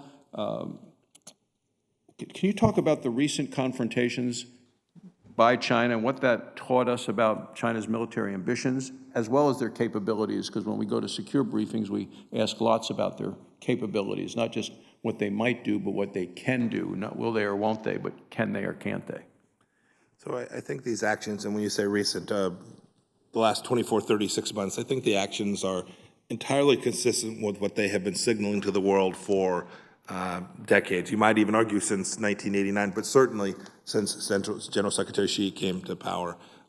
It's a desire to expand their power, their reach. They talk about this, right? They talk about bringing socialism with Chinese characteristics to the world, and whether it's you identified some, but a claim that they've now made for real estate in Bhutan, the incursion that took place in India. These are indicative of Chinese intentions, and they're testing, they're probing the world to see if we're going to stand up to their threats and their bullying. And I'm more confident than I was even a year ago that the world is prepared to do that. There's a lot more work to do, and we need to be serious about it. Thank you, Mr. Thank you, Senator. Senator Thank you, Russell. Mr. Chairman. Senator Murphy. Thank you very much, Mr. Chairman. Good morning, Mr. Secretary. Let me say at the outset, I am very grateful for your proposal to double the budget of the Global Engagement Center. This is, of course, a center to counteract propaganda outside of the United States that was established through legislation written by myself and Senator Portman, and I'm glad that you have recognized the importance and the good work of that center. Though we have spent a lot of time in this hearing talking about many of our concern regarding our adversaries' desire to use propaganda not outside of the United States, but in fact inside of the United States to influence the 2020 election. And so I want to begin by asking you a question about that. Russia in particular has sought to weave together stories about U.S. persons and Ukrainian persons over the course of the past year in order to both try to sow chaos and dissent in the United States, but also to try to screw with Ukrainian politics as well. It's kind of a double whammy for the Russians. And you can see those efforts ramping up as we head into the 2020 election. Probably the most active foreign individual pushing narratives about the United States and Ukraine is a Ukrainian legislator by the name of Andrei Derkach. He was the individual that magically came into possession of secret audio recordings of Vice President Biden and then President Poroshenko. He's retained government relations counsel here, and I would expect that he's going to be a pretty active presence in U.S. politics from here to the election. So just a simple question on behalf of my constituents and maybe my colleagues as well. Should we view Andrei Derkach as a credible source of information? I'll answer your question, but let me just say on GEC real quick, because I think that's important. Thank you for the compliment. I want to make sure, the only thing I'm worried about with asking for a doubling of the money is to make sure that we can deploy it in a way that we've been pretty successful as it's grown, but when you expand something at 100% year on year, I have a team driving to make sure we don't misuse or waste those resources. Look, I don't want to comment on any particular individual like Mr. Derkach. I will say this. We're taking seriously the threats that Russia will try to engage in disinformation campaigns, that there may be oligarchs that try and engage in this. There may be foreign actors, not just Russian. We were pretty successful at this in the 2018 election. I say we, not the State Department alone, but all the United States government. I'm confident we will be in this one as well. Why wouldn't you be willing to opine on a specific individual if you had information to suggest that the source was not credible? It seems as if that is, in fact, a core function of the U.S. government. If it has information to that would suggest malign influence, to let Congress and the American people know. Yeah. So when it's appropriate, I will. When there's still work ongoing and there's still unsettled intelligence around these things, I'm going to try to be just a little bit more careful, Senator.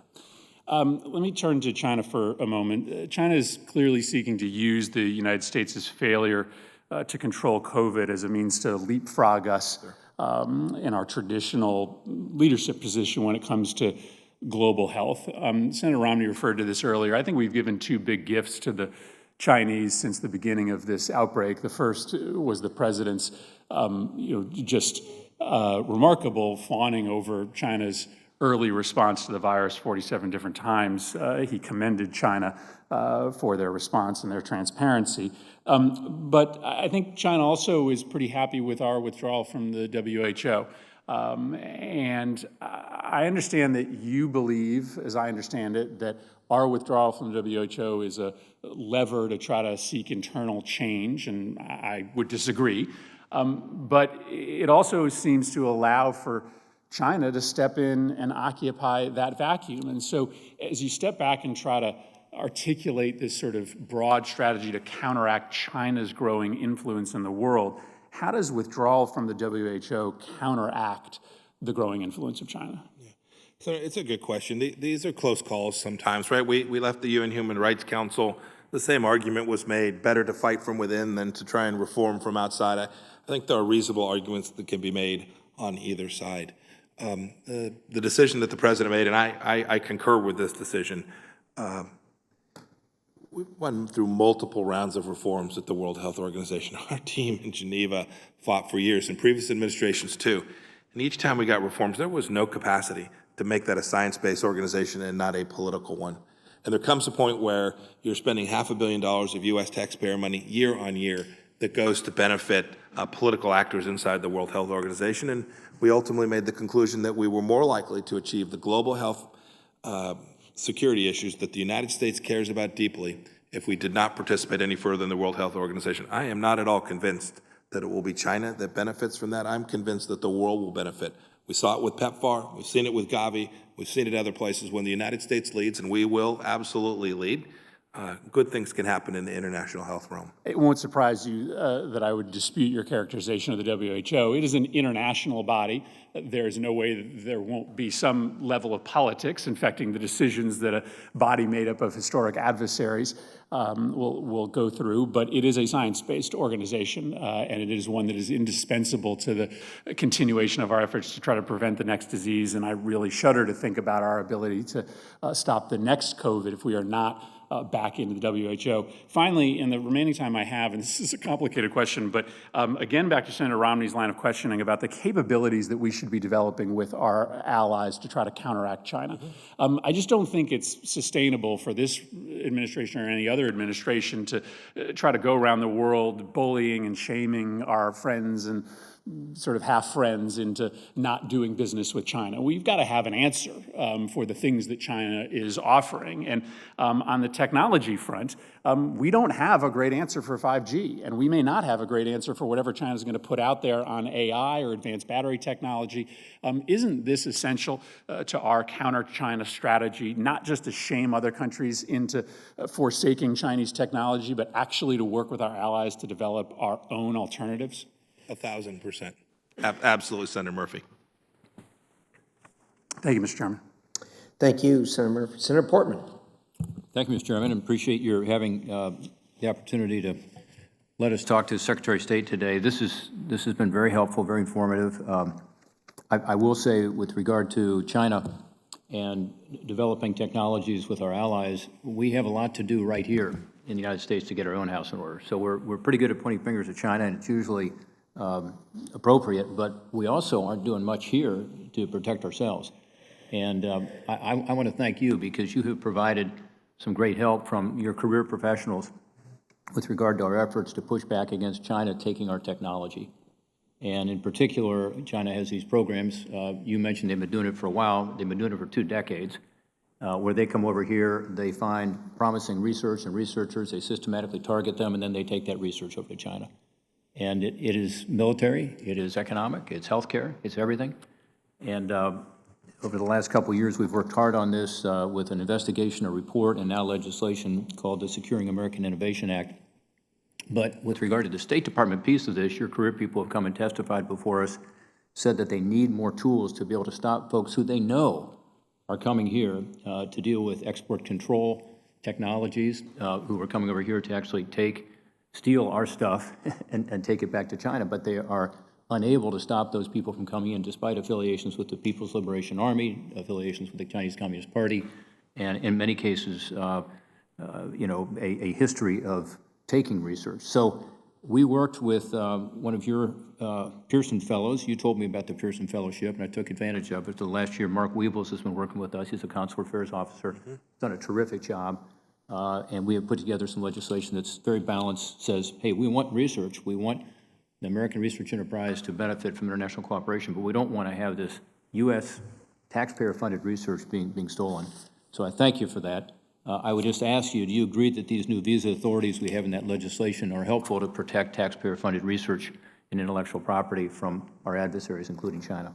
They definitely are, and we need an expanded tool set to make sure that we get this right. We're making progress. Our teams working alongside the FBI to identify these risks are working hard on this set of issues. I'll say this too, we all need to be candid when we go back to our home states and we talk to the universities in our states. The education industrial complex is alive and well. We need to be candid with them about what's taking place in some of these institutions of higher learning all across America, and be thoughtful about how we respond to this this influence and theft operation that's being conducted. That's absolutely right. And you know, there are 5 different provisions in the legislation. One of them relates directly to our universities and research institutions. And to their credit, a number of them have worked with us, and we've worked with them. Senator Carper and I have taken the lead on this in this legislation. It's a bipartisan bill, bipartisan supporters. But there are universities and associations that are pushing back hard. And frankly, I think they're naive and aren't willing to face up to the threat that's out there, and it's a national security threat. I'm glad that over the last couple of weeks that we have had the opportunity to confirm some good nominees from the Department of State, and I'm concerned that the backlog built up to the point where you really had a tough time running the department. And there's more to go. We have more nominees coming up next week. I understand we may have finally the nominee for ambassador to Japan at a critical time. One I want to ask you about, though, in particular, is Ukraine. And, Senator Cardin's not here today, but, back in 2014, we went over to Ukraine right after the Revolution of Dignity. And in those 6 years intervening, a lot of good has happened in Ukraine. A lot of bad has happened, too. And we see it right now. We're once again at a tipping point. The ceasefire is not holding. I understand there have been about 100 violations of it recently. The Russian aggression continues. Ukraine made a decision 6 years ago to turn to us in the West, and yet we still have a situation where they're not getting the support that they need. So 2 questions for you. How important is it to get Lieutenant General Dayton confirmed as the ambassador in Ukraine? Number one, I think he's highly qualified. I'm really pleased with that nomination. And number 2, do you agree with what we just did in the National Defense Authorization Bill, which was to have a record amount of lethal aid going to Ukraine? We've gone from roughly $50 million to $125 million in that legislation. Do you support that increased funding for lethal aid for Ukraine to be able to defend itself? I do. The administration does support the increase in lethal aid. It's important to get the general out there, although I will say our charge on the ground there today is doing a very, very good work. But it's important to get a confirmed ambassador in that position. If I might just add this too, we're still thinking it was a real loss when Ambassador Volker departed. The work that he was doing was important to the State Department's overall effort in the region, and we're hoping to get that position with just the right person filled as well, so that we have a full-on effort there to help the Ukrainian people maintain their democracy. We'll have a chance to talk to Lieutenant General Dayton, at least remotely, when he comes, but he's done a good job, in my view, of modernizing their military and knows the Ukrainian issues inside and out, and he's the right person at the right time, and I'm pleased he's willing to step up and do it. It was a good choice. With regard to Germany, just my point of view, for what it's worth, not asking you a question here particularly, but I think moving troops out of Germany is a good idea if they stay in Europe. And in particular, Poland has been asking for years now, to allow U.S. troops to come to Poland. They've even offered us a base. I was there several years ago where they agreed to pay for the base. And I don't know if that's still an offer. But the Baltics, Eastern Europe in particular, it seems to me that's the appropriate place to move those troops. And I agree that Germany is not the right place for the number of troops that we have. Rather, they should be closer to where the action is and frankly, the countries that are at most risk right now. So I don't know if you have any comment on that, but I would hope that they would be able to stay in Europe. Senator, I'll just, the only thing I'll add, I'll leave to the Department of Defense to talk about exact dispositions and numbers in particular countries. But with respect to Poland, we don't yet have our defense cooperation agreement quite done. And so the State Department's working diligently with our DoD colleagues to get that done so that in the event the Department of Defense makes that decision, the President concludes it's the right thing to do, we can put those forces in there in a way that protects them as well. Finally, just on Global Engagement Center, thanks to Senator Murphy for raising those issues. He asked the same kind of questions that I would have asked. Leah Gabriel, in my view, is doing a terrific job with trying to reorder and take the DoD money that is now going to go directly to you and use it more effectively. We, of course, agree with you that needs to be well spent. There is a timely example on this. The United States, under your leadership, has provided $2.3 billion of congressionally appropriated money to help other countries combat COVID-19. And I think we've gotten very little credit for it. And I hope that we can do more in terms of talking about what we're doing that's helpful. But what's happened is, instead, China and Russia are spreading disinformation. And we've heard about it here in this committee, saying that, the virus was created in a lab by Bill Gates, or that COVID-19 was brought to China by American soldiers, other false narratives. Global Engagement Center is the perfect place to push back on that, and I hope we're doing that. I don't know if you have any comment on that. No, sir. We are working on that. It's important. I actually think, with respect to COVID, I think the world gets it. I think they know who the bad actor here was. They can't all say it publicly, but I'm convinced that the efforts, not only that the United States has made, but other countries too, to push back against this disinformation have been powerful and effective. Thank you, Mr. Chairman. Thank you. Senator Kane. Thank you, Mr. Chair, and Mr. Secretary, welcome. Thank you. The context in which we have this hearing is very, very complicated, and it's just almost too much to talk about. In the last 24 hours, we passed 150,000 deaths in this country to coronavirus, and in my view, and I think in the view of many, a sizable percentage of those were preventable had the United States handled the pandemic better. This morning, the Department of Commerce indicated that the economy, because of COVID, shrunk at the greatest rate ever in recorded history in the second quarter of the year. And then this morning, the president is suggesting that the presidential election should be delayed. And I sort of want to start there. This is not something that either you or I were prepared to talk about today, because I think it happened in the middle of the hearing. The president sent out a tweet that said, quote, "Delay the election until people can properly, securely, and safely vote," question marks. Not saying it will happen, but raising a question.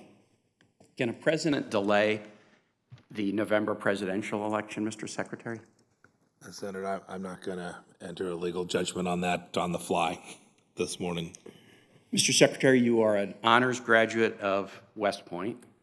You are a graduate of the Harvard Law School. You were on the Harvard Law Review. I was at Harvard Law School, and I went to a lot of Red Sox games. I went on the Harvard Law Review. You were very kind of you. Thank you. You are one of the most highly trained and accomplished lawyers who are part of this administration. Can a president delay a presidential election?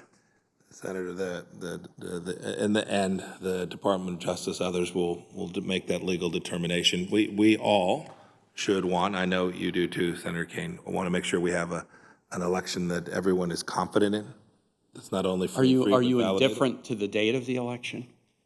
It should happen lawfully. Right. Yeah. It should happen lawfully. Yeah. So for the record, because you may not want to comment on it, but I do think it's important, a president cannot delay an election. The date of the election is established by Congress. It was established in 1845. There is no ability for a president to delay an election. And I don't think it's that hard a question, or one that should lead to any equivocation by somebody who's fourth in line of succession to be president of the United States. So let me ask another question. Was Marie Yovanovitch a talented public servant? So I'm not going to comment on that personnel matter. Was she a valuable part of the State Department family? Senator, again, the president made the very clear decision that he preferred that she not be our ambassador. It's fully within his right. Every one of us that takes on these jobs knows that at any minute we could be gone. I'm not asking that. This is not a question about the president's power. Yes. I'm asking about your opinion of her as a public servant. Senator, I didn't interact with Ambassador Yovanovitch. You did not? No, not significantly. So you do not really have you don't consider that you have Senator, I'm not going to talk about this. There will be a place and a time for me to talk about this, and I'm looking forward to that. It is not the case that I talk about personnel matters. Wait, you were very willing to tell us what you didn't like about the Inspector General in response to Senator Menendez. I was. Very different situation, a very, very different situation. There have been accusations about misconduct and malfeasance and assertions that I fired someone because they're investigating me, that it demands a response. There's going to be a public report on that. I want to make sure I understand your testimony. And I've been steadfast in this. So you've asked me about other ambassadors before too. I haven't talked about them who were great and doing wonderful things. I didn't say that either. You've been steadfast. I'm trying to determine whether you've been steadfast or not, since I have so many State Department employees that live in the Commonwealth of Virginia who are very, very concerned about whether or not a Secretary of State might have the back of a career professional who is a valued person. You were on a phone call with President Trump and President Zelensky of Ukraine when the president said about Ambassador Yovanovitch, she's going to go through some things. Do you know what the president meant when he said that? I don't. But you were on that call. That's been reported. Yes, I was. When he said that about Marie Yovanovitch, did you ever follow up and ask the president what he meant? Senator, I'm confident that every action we took with Ambassador Yovanovitch was completely appropriate. That's not the question I asked. But it's the truth. Well, that may be the truth, but how about answering my question? I'm not going to talk about internal discussions at the State Department. You wouldn't want me to, neither would your constituents, Senator Kaine. They wouldn't want the Secretary of State to come up here and talk about internal conversation about personnel matters. You know that. That's not appropriate. Well, can you just listen to my question? Sure, you were on the phone call. Yes. You heard the president say that about Marie Yovanovitch, and my question to you is, did you ask what the president meant about that? Senator asked. Yes or no? The answer is I'm not going to talk about either. I guess that you're asking, did I ask the president what he meant? I don't talk about conversations. You told me you don't know what he meant. Yes. But I It just asked if you Yeah, asked. I understand. I appreciate your question, and I hope you can appreciate why I don't talk about conversations with the president. Here was some testimony we heard in this room the other day from your, I believe it's Executive Secretary, Lisa Kenna, who was here for a hearing about her nomination to be ambassador to Peru. She said in her work with you, the work that her office does, they get correspondence for you. Some they open and sort of categorize and classify before they deliver it to you. And then she said there's a second category of correspondence that they don't open if it's personal to you, if it's for your eyes only, if it's, you know, something from another cabinet member. They would not open that, but they would just deliver it to you. But she said there's a third category of documents that was documents delivered by Rudy Giuliani to you, which didn't go through the process of being opened, and it also didn't go through the process of coming to her and having it delivered to you. It came directly to you. What was your response to Rudy Giuliani's effort to sack Ambassador Yovanovitch? Did you say, hey, it's not your job, this is my job?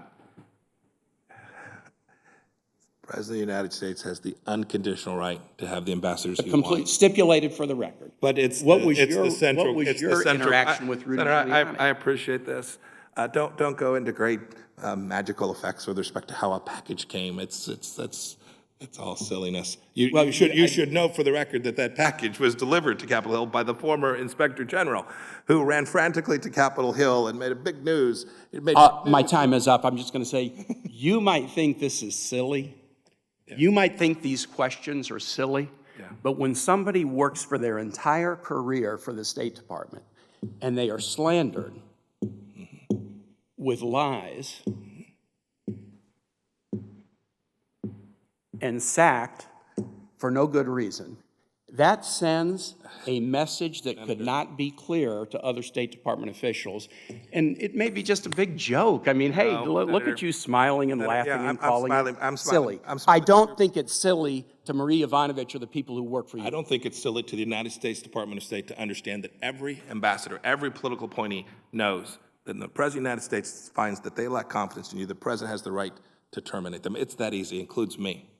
Senator Paul. That's straightforward. And you should note, I didn't slander anyone. I did. This was handled appropriately and properly, Senator. History demonstrates that wars are easier to start than they are to end. I think that's fair. We have agreement. We have agreement. I think the Afghan war is a great example of that. You know, after nearly 20 years of war, many are questioning the mission. In fact, many have been questioning what the mission is in Afghanistan for a decade or more. Including President Trump. I traveled with him to the sad duty at Dover, receiving 2 of our soldiers home, and I know it affects him personally. I know he's been very public and very consistent, and I think very sincere in wanting to end the war in Afghanistan. Army Lieutenant General Dan McNeil put it this way when asked about the mission. He says, I tried to get someone to define for me what winning meant, even before I went over, and nobody could. Nobody would give me a good definition of what it meant. Some people were thinking in terms of Jeffersonian democracy, but that's just not going to happen in Afghanistan. This statement was 13 years ago.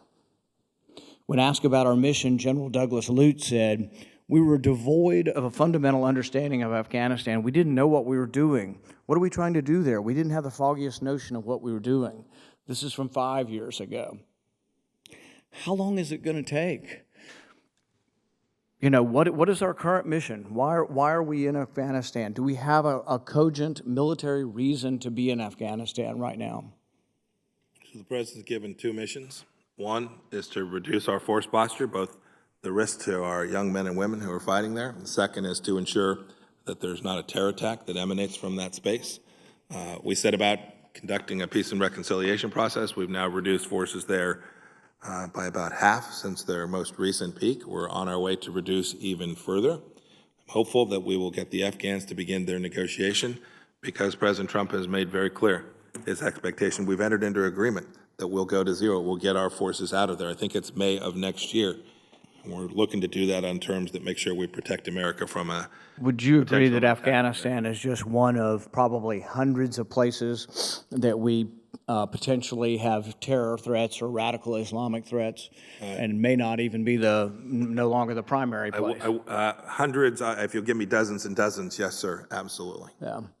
And do you think that maybe it's, we talked about in Europe that we had hundreds of thousands of troops in Germany because there was the Soviet Union and they had, 2 million, 3 million people in their army, and we had this sort of Cold War standoff. But circumstances have changed, and maybe even your opinion has changed over whether or not we need so many troops in Germany, and I applaud that.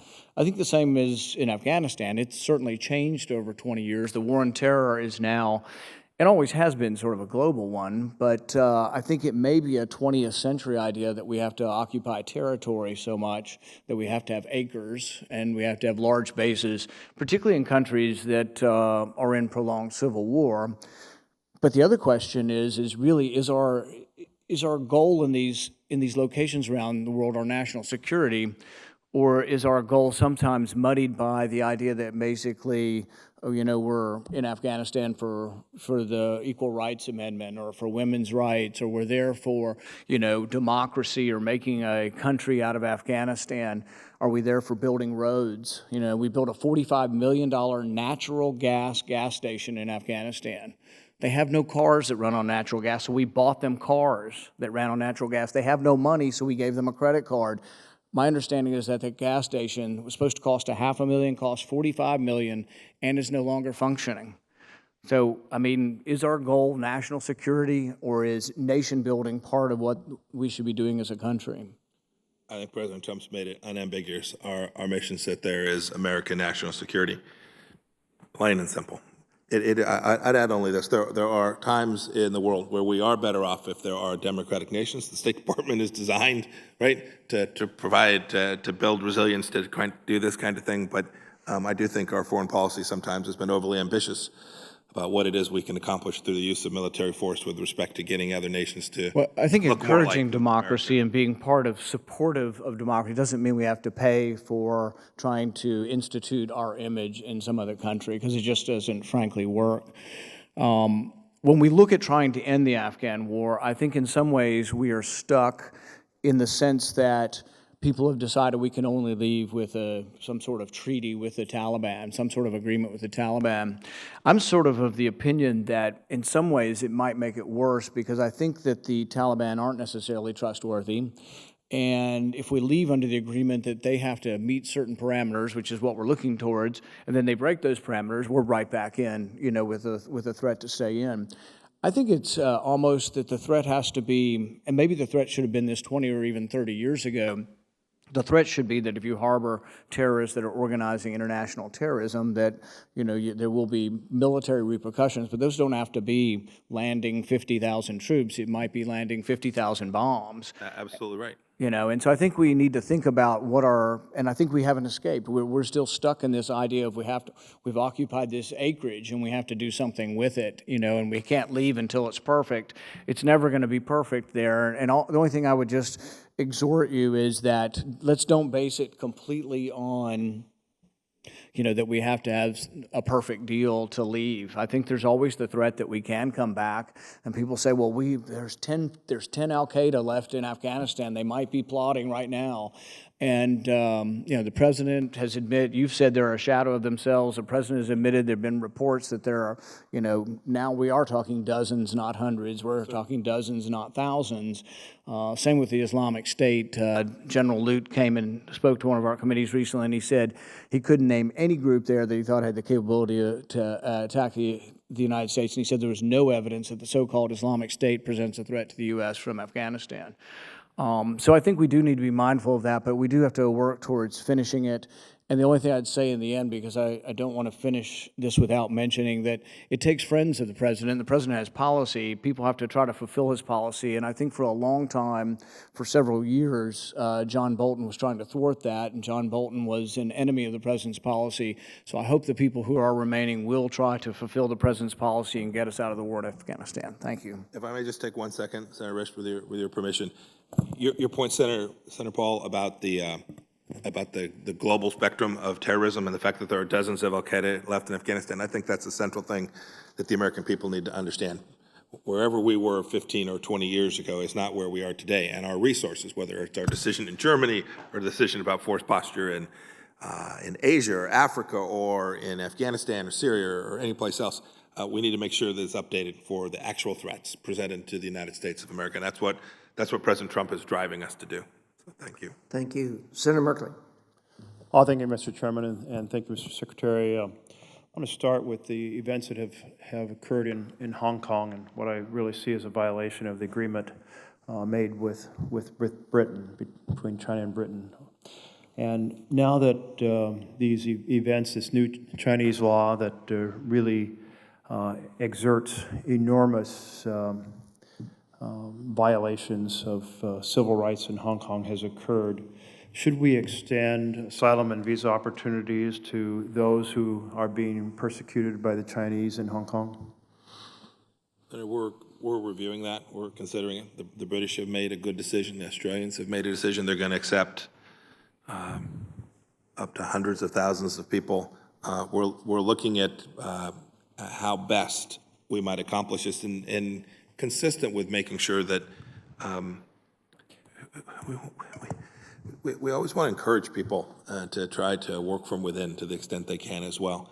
And so it's important that we get this right. And the President is actively considering how we ought to treat those who seek asylum coming to us from Hong Kong, or to grant a visa program that surrounds that. Well, it sounds like you're open to the opportunity and are reviewing it, and I do feel like there are folks who will be highly targeted, and they are concerned about being locked up for the rest of their lives, young folks, 18, 20 years old in Chinese prisons. Do the events in Hong Kong change our perspectives on Taiwan or make us think about ways to be more supportive of Taiwan? We obviously do a lot of arms sales and so forth, but should we be more active in supporting Taiwanese participation in international institutions? Senator, they are different situations. There was an agreement with Hong Kong. Taiwan is all. They are different, but I think it's fair to say that the Chinese Communist Party views them as the same. Right? If you ask the Chinese Communist Party, they would both view them as part of their territory. And so that requires diligence. And your question about international organizations, not only the team that I have assigned to that, but the regional bureaus as well, are working on multiple fronts. We took a run at this in the World Health Assembly now a couple months back, and we've taken this on at the United Nations to make sure that Taiwan is represented in every place that it's appropriate that they be represented as part of formal and informal international gatherings. There's a long-standing convention that the President of the United States should not meet with the President of Taiwan because it would offend China. Do you agree with that long-standing convention? Senator, if I may defer that, I'm happy to have a conversation with you about it. Here's what I'll say with respect to Taiwan. There are a series of understandings that have been long held, multiple administrations, multiple parties. We intend to continue to honor that. We understand the Taiwan Relations Act and the obligations that the United States government has with respect to that. We're working to recognize the changes that General Secretary Xi has made with respect to this, and we want to make sure we get this right. Saudi Arabia has been abetting the flight of Saudi nationals who have done horrific crimes in America. And so really two questions. Do you agree that this effort to sweep people out of our country who have done or are charged with doing horrific things before they can be tried is unacceptable? And do you agree if it continues to occur, the U.S. should use significant diplomatic consequences for Saudi Arabia? Yes to both questions, Senator. Thank you. So there is the report that, well, we've done several things in regard to the situation in Xinjiang and the Chinese incarceration, basically slave camps of a million Uyghurs. And we've done some recent things, and I applaud those recent steps to impose sanctions to block exports that were done with forced labor in China. But I also feel like there's another narrative that has undermined kind of the effectiveness of this. And as we've heard about the President's comments in November 2017 trip to China, where he indicated that President Xi should go ahead with building concentration camps. And then again in June 2019, a year and a half later, President Trump's conversation with President Xi, saying again, basically, it should go ahead building the camps and it's the right thing to do. I think it's absolutely the wrong thing to do, and we have done some, as I noted, some steps that suggest that's, but should we be more robust at every level in condemning the Chinese enslavement of the Uyghurs? Senator, I think the answer is yes. I'm proud of what we've done, the way that the United States has responded, not only the responses we've taken directly, but the work we've done around the world to convince the whole world of what's taking place there. I've been disappointed to see Muslim countries not respond when there are often significant Muslim populations being impacted there in Western China. We're urging them to take this on in a serious way. And then I guess the last thing I'd say is I think with the objective of changing the behaviors that are taking place there, this is an important economic region. And so the things that we're endeavoring to do, it's important we get the human rights piece of this right. It's important that we get the individual sanctions piece of this right. But it is very important, and I'm really happy with the work we're making to convince businesses, not just American businesses, because it's an international place of business, that they should really look hard at their supply chains, not just their direct employees, but their supply chains and what's taking place there. I think if we get that right, we have the opportunity to change what's taking place there. A quick point and a final question, because I'm running out of time. The UN fact-finding mission on the Rohingya, the U.S. Holocaust Museum, a law group engaged by the State Department to investigate atrocities, have all found strong evidence of genocide by Burma. I really hope the United States will declare it to be genocide, because it is, and it would strengthen our representation and advocacy for human rights in the world. But I want to turn to Honduras in my final question. The State Department Human Rights Report talks about extrajudicial killings, torture, arbitrary arrest, detention, violence against indigenous Hondurans, violence against the LGBT communities. And in addition, we had in October a U.S. federal court find that the president, Juan Orlando Hernandez, was implicated as a co-conspirator in widespread drug trafficking and money laundering. Yes, sir. And there's huge reports of systemic corruption and human rights abuses. In the context of all of this, is it time to reevaluate our relationship, which has been quite cozy, with the president of Honduras? Senator, we're constantly demanding that the leadership in Honduras take these set of facts on board. We're well aware of what's taking place, and like in too many countries around the world, we've not had the effect that we desire. We're working on it. Senator Young. Thank you.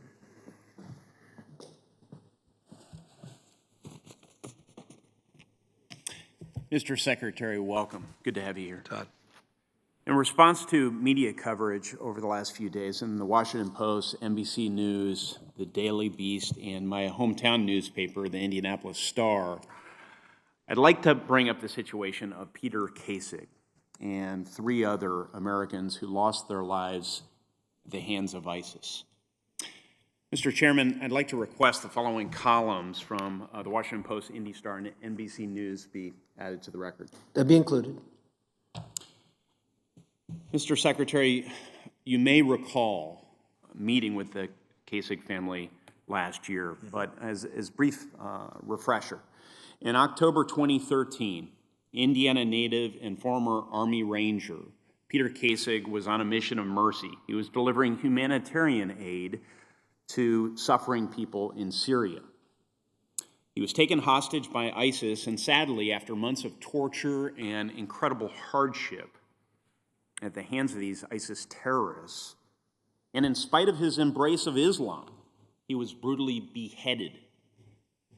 Sadly, 3 other Americans, James Foley, Stephen Sotloff, and Kayla Mueller, also lost their lives at the hands of ISIS murderers. I know each of their stories are familiar to other members of this committee. Since that time, some of the murderers, known as the Beatles, have been killed in U.S.-led drone strikes, but others remain at large, and I know you agree they must be brought to justice. I believe that the United States government should work tirelessly, independently, and with the cooperation of allies to hunt down the killers of these Americans and bring them to justice here in the United States of America. Mr. Secretary, do you agree with me? I do, and you should know that the President of the United States agrees as well. What efforts can the State Department and our missions overseas take to bring this about? So it's a broad effort. I think we're making progress. It's, Department of Defense, their intelligence assets, the broader set of U.S. intelligence assets, all aimed at making sure we understand, and then working with important partners too, who want justice but have a different set of rules about how to think about that. So working to convince them that proceeding to bring them to justice is the right approach. I'm very hopeful that we will in the coming weeks have a good outcome here. You alluded to different perspectives that exist out there. What precise obstacles stand in the way, and what can you do to overcome them? So an example, and I'll stay away from this particular instance, but an example is when we make a decision from time to time to bring someone back from someplace else, either through extradition or through another legal process, the countries will say because we have the death penalty or because of a certain set of rules we have here, they won't either permit that to happen or share the information that we might need to complete a successful prosecution. And one of our roles is to make sure that those countries will permit us to do that.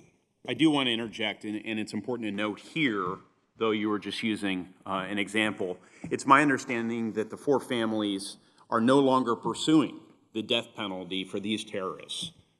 Their hope is that this shift will alleviate any challenges whatsoever that we've encountered with the British government and their justice system in allowing the prosecution to move forward in the United States. I appreciate that, Senator Young, and that's important. Yeah, I'll leave it at that. Yes, sir. I am committed to working with you, and I suspect there are other members of this committee who will join me in that effort to ensure that justice is delivered and delivered here in the United States. Will you commit to working with me in this committee to ensure that we pursue this matter accordingly? Of course, yes, sir. All right, thank you. I'd like to move to the United Nations and how over the past several years, Mr. Secretary, the U.S. has lost ground in its engagement with a number of UN bodies and programs. Most recently, the administration formally submitted paperwork to withdraw from the World Health Organization. At the same time, the role and influence of other countries, particularly the communist government in China, has been growing at the UN. It's expanded its role in a range of UN agencies, with Chinese nationals currently holding the top job in 4 of the organization's 15 specialized agencies. The International Civil Aviation Organization, the Food and Agricultural Organization, the International Telecom Union, and the UN Industrial Development Organization. For comparison, a French national leads 2 specialized agencies, the IMF and UNESCO. The UK leads 1, the ILO, and the US leads just 1, the World Bank. Although a US national does lead the UN Children's Fund and the World Food Program, which are large and prominent UN organizations. So building on Senator Murphy's earlier line of questioning, why don't we look beyond the World Health Organization? And I ask you, Mr. Secretary, what implications does this losing of ground within UN bodies and agencies have on advancing U.S. national security interests and other foreign policy priorities that we might have in the UN system? Yeah, it's very significant, and it is a at least 15-year-long slide that has taken place. and growth of the Chinese Communist Party's influence in these institutions and organizations. We've done a couple things to turn this around. We had real success at the World International Property Organization, right? The Chinese thought they had the fast track to that. We put up a good candidate. It wasn't an American candidate, but it was a candidate that we believe has an understanding of intellectual property in the same way that freedom-loving democracies do, and we crushed them. And it was an amazing diplomatic effort. We built up coalitions with the Indians, the Brits, the Australians, and then built it out all across the world. We're asking for about $20 million in this budget to take the team that we built there and make it a permanent team that is focused on these major elections for these 15 institutions. And then there's another set that are slightly different but still very important. And then we have a second set of operations, which is it's not just the leaders that matter at these UN organizations. They have big bureaucracies underneath them. And we are sadly inadequately represented at every level inside of these international bodies, and it matters. It matters that there's someone there. It matters that they're American, but it matters that they, if they're not American, that they come from the nations that understand the rule of law and how the world ought to be conducted in a way that we do. And so I've actually worked closely with about 7 other countries to build out an effort that is very focused on exactly this. Sometimes, frankly, we've had opportunities, we just didn't we were offered a place and didn't put anybody forward. That's not the right way to go. We need to make sure we get it right. I'm confident that in a year and 2 years, we'll be in a better place than we are today, and I hope we'll have the resources to do that. It's a little bit of a resource issue, but it's a lot of a focus issue, and I think I've cleaned that up materially. Senator Perdue.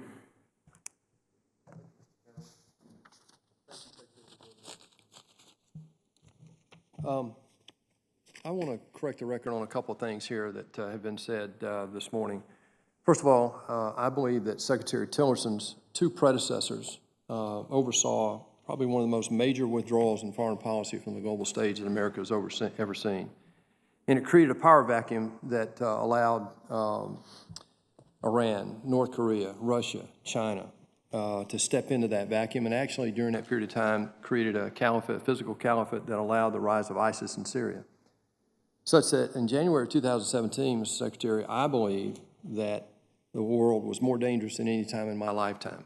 We faced 5 threats across 5 domains: Iran, North Korea, Russia, China, and terrorism across air, land, and sea. And all of a sudden we woke up and realized that our would-be adversaries have been developing capabilities in cyber and space that the prior administration had not really warned us about. So we woke up, and I think we've all now figured out in the United States, I think there's consensus on both sides, for the last 50 years, with all good intentions, we got China wrong. I think there's a general awakening to that. You have had 3 other cabinet members, along with yourself, make tremendous policy speeches here just in the last month. And I'd like to quote some of that that you wrote about, but you had Secretary O'Brien, our National Security Advisor O'Brien, talk about ideology, FBI Director Wray talk about espionage, Attorney General Barr talk about economics, and you talked about the warning here. I'm going to quote, this is your quote: "We had a very clear purpose in those 4 speeches, a real mission. It was to explain the different facets of America's relationship with China, the massive imbalances in that relationship that have built up over decades, and the Chinese Communist Party's design for hegemony."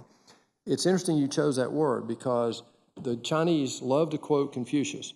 And they quote one of his famous sayings is, just as there can't be 2, and they do this recently, just as there can't be 2 suns in the sky, there can't be 2 emperors on the earth. And the word they use for emperor is not benign dictator, which is the most common use of that translation. It's hegemon. They want to be the hegemon that they feel like they were for 4,000 years. You said further, our goal was to make clear that the threats to Americans that President Trump's China policy aims to address are clear and our strategy for securing those freedoms established. You went on to say later in there, in closing this out, you said securing, and I think this is the most important sentence in this speech, in my opinion, securing our freedoms from the Chinese Communist Party is the mission of our time, and America is perfectly positioned to lead it because of our founding principles give us that opportunity.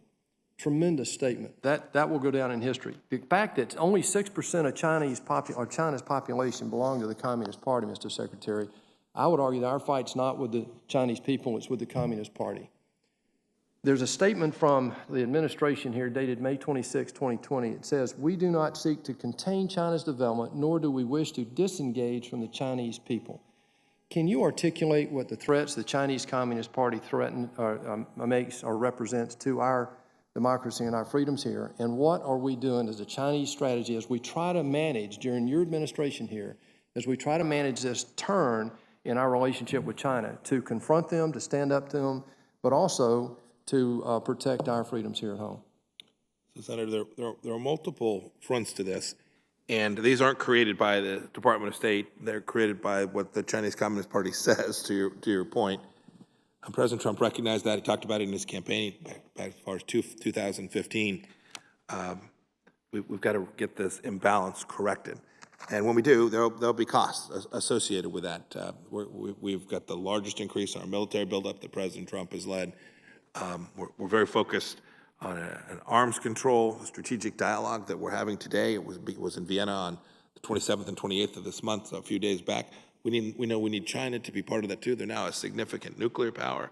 We've seen what's happened on the economic front. We see their Belt and Road Initiative, so they're competing. Senator Rubio talked about their efforts in 4 or 5 technology spheres. This is a multi-front campaign. It will take not only the United States government, but the United States citizens to understand this challenge. And then we've got to build out the global alliance.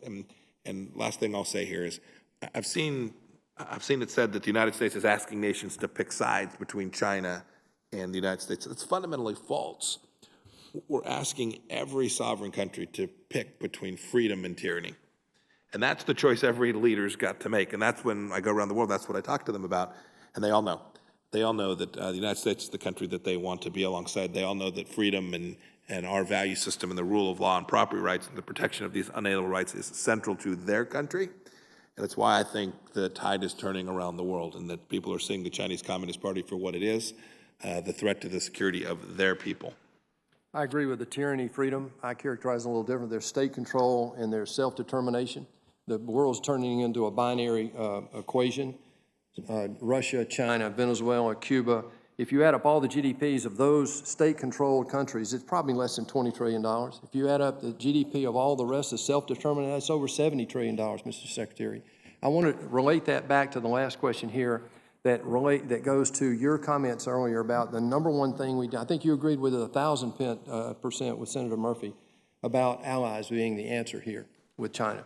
That and this is a huge effort that's going to take years to develop.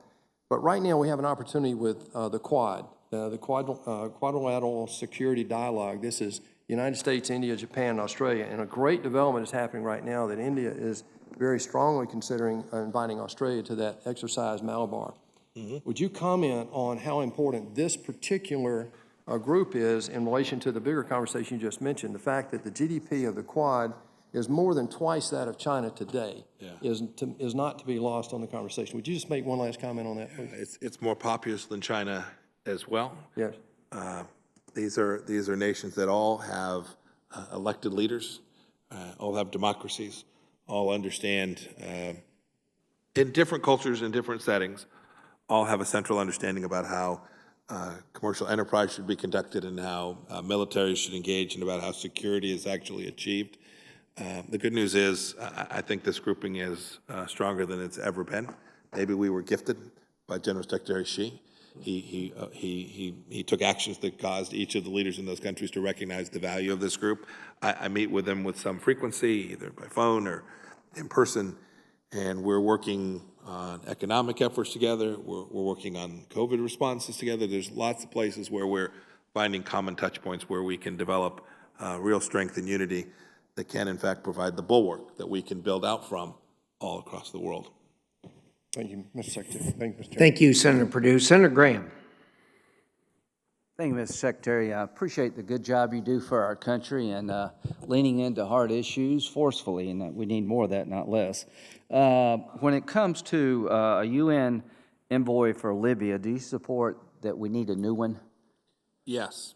Good. And I'm going to try to get a letter from everybody in the committee to the UN Secretary General saying, please appoint a special envoy. And Mr. Secretary, anything we can do to up our game would be great. I know you work with the Berlin folks, and Yes. we'll see if we can And we need bring the a little right stability. envoy too, Senator. I know you agree with that, not just a new one, but the right person as well. Okay, thank you very much. The Caesars Act, thank you for using it quickly and in a holding aside son accountable is a great first step in what I think will be a long journey to punish this regime. Is more coming? Yes, Senator. Thank you.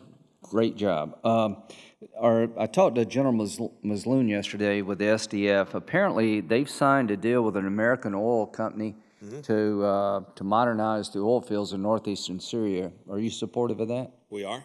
That'd be a great way to help everybody in northeastern Syria. The deal took a little longer, Senator, than we had hoped, and now we're in implementation. It could be very powerful. You've been terrific in that regard. When it comes to Afghanistan, is it my understanding correct that any withdrawal from Afghanistan will be conditions-based? That's correct. And the inter-Afghan dialogue hopefully will start here fairly soon? Yes. Yeah, hopefully. Yes. So I applaud you. I don't mean to make light of that. We're very hopeful that in the next week, I fear that I may have said that once before. Right. But we see the conditions that have not completed enough tasks that we think there's a real chance we can. Well, in case the Taliban are following the hearing, I doubt if they are. I'm a pretty hawkish guy on Afghanistan. You've been great on foreign policy in general from my point of view. I'd like to end the war too, and I'd like to get the Taliban integrated into a new Afghanistan that respects the rights of women, where everybody can have a say through the democratic process. And the Taliban are part of the Afghan culture. They're a minority. They're by no means a dominant voice in Afghanistan. But if we could help Pakistan and Afghanistan achieve a working relationship they've never had before on terrorism, we could get an inter-Afghan dialogue started. I am willing to invest in an Afghanistan that has a place for the Taliban, but not to the exclusion of women or religious minorities.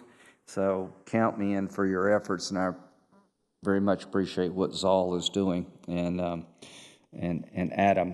When it comes to China, is it fair to say that in 2020, Chinese Communist Party is running concentration camps that house religious minorities?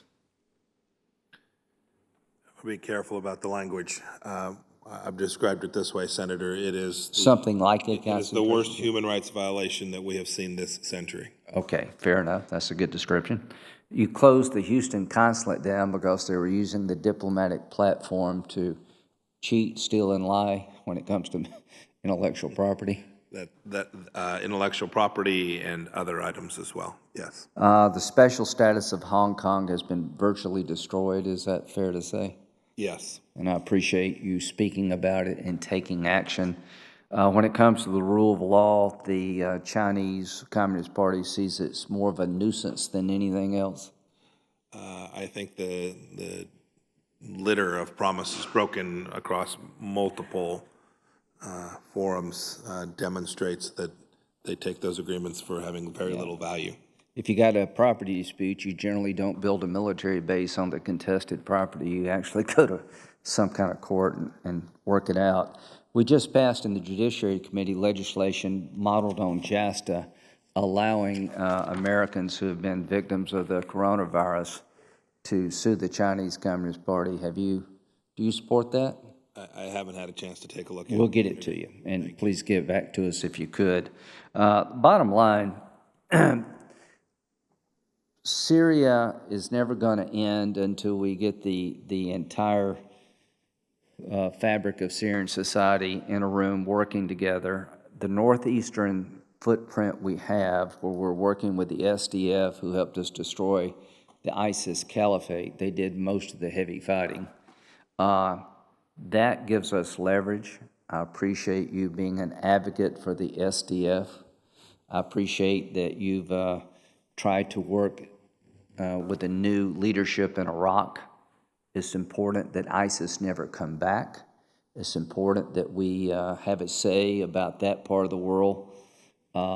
Finally, as to Iran, where do you see the Iranian regime in terms of their potency? Are the sanctions working? And what would you advise this committee to do going forward with Iran? So, Senator, the sanctions have clearly had an impact. It has diminished their capacity to underwrite Hezbollah, the Shia militias in Iraq, but clearly hasn't achieved the ultimate objective, which is to change the behavior of the Iranian regime. And so our view is this. We're happy to see them change, but until such time as they do, we see the best tools to starve the regime of the capacity to inflict terror around the world. So your support in doing that is very important. And I talked a little bit earlier, I think you hadn't arrived just yet, about the UN arms embargo that we're working so diligently to make sure it doesn't expire in a couple months. Well, one last topic, and again, thank you. I think you've done a very good job from my point of view for our country, leaning into really difficult issues forcefully and with reason. Developmental aid, the House $3 trillion bill didn't have any money for vaccines going to the developing world. The Republican bill has about $4 billion. I would urge you to work with us to try to find a way, if we can get a vaccine developed, to get it to the developing world, sort of like what we did with the PEPFAR, because it will do no good to eradicate it here if we don't eradicate it everywhere. Would you work with us in that regard? Yes, we've presented something that we've given the name Piper Pro, something that's modeled on PEPFAR that ultimately we think could be very successful if we can get a vaccine. We're happy to work with you all on it. Thank you very much, Mr. Secretary. Thank you, Senator Graham. Senator Cruz. Thank you, Mr. Chairman. Mr. Secretary, welcome. Senator. Thank you for your testimony, and thank you for your service as well. Let's cover a number of topics. Let's start with Nord Stream 2. You and I have worked for some time on Nord Stream 2 and stopping the completion of that pipeline. As you know, over a year ago, I joined with Senator Shaheen in passing bipartisan legislation, went through both houses of Congress with overwhelming bicameral bipartisan support, imposing significant sanctions on companies that participated in laying the pipeline of Nord Stream 2. The President signed that legislation around 7 p.m., if I remember correctly, on a Thursday, and 15 minutes before that, his signature was on the page. The Swiss company that was laying the pipeline announced they were immediately ceasing all pipeline construction activities, so that those sanctions worked. Russia has not stopped. They have a pipeline that is 90 to 95% complete. Now, the good thing about a pipeline is a pipeline that is 95% complete is a pipeline that is 0% complete because it ain't transmitting anything till they connect the two ends. It is my intention that they never complete this pipeline. Both Russia and Germany continue to press forward aggressively to try to find ways to complete this pipeline. As you know, Senator Shaheen and I, again, introduced even stronger sanctions to any companies involved in any way whatsoever with the construction of the pipeline. Those stronger sanctions were included in the NDAA that passed this body with overwhelming bipartisan support just last week. And so I'm hopeful as the NDAA moves forward that we will have those stronger sanctions in effect. At the same time, you made an important decision within the State Department. Under CATSA, the administration has the authority, I believe, to sanction companies working to build this pipeline. Your predecessor, Secretary Tillerson, had issued, as I understand it, a guidance that was widely interpreted as essentially exempting Nord Stream 2. And you made the right decision to rescind that guidance. Can you explain to the committee the importance of that guidance and what authority the administration has right now today, with no additional legislation, to sanction any company, any German company, any other company that participates in any way with completing this pipeline? Yep. So thanks, Senator Cruz. The President made that decision to change that language. It was my recommendation, so I'm not walking away from it. But I want to make sure everybody knew the President was fully on board with that change. That language was important because, to your point, and this is a little bit too simple, but it was essentially get out of jail free card for those conducting activities surrounding Nord Stream 2. That's no longer true, and both the State Department and the Department of Treasury have made very clear in our conversations with those who have equipment there, and we can see that they're responding, as are their insurers, their board of directors, their lawyers, all understand the express threat that is posed to them for continuing to work on completion of the pipeline. And We remain hopeful that those who have the capacity to finish this pipeline quickly won't be able to do so. They'll choose not to because of these sanctions.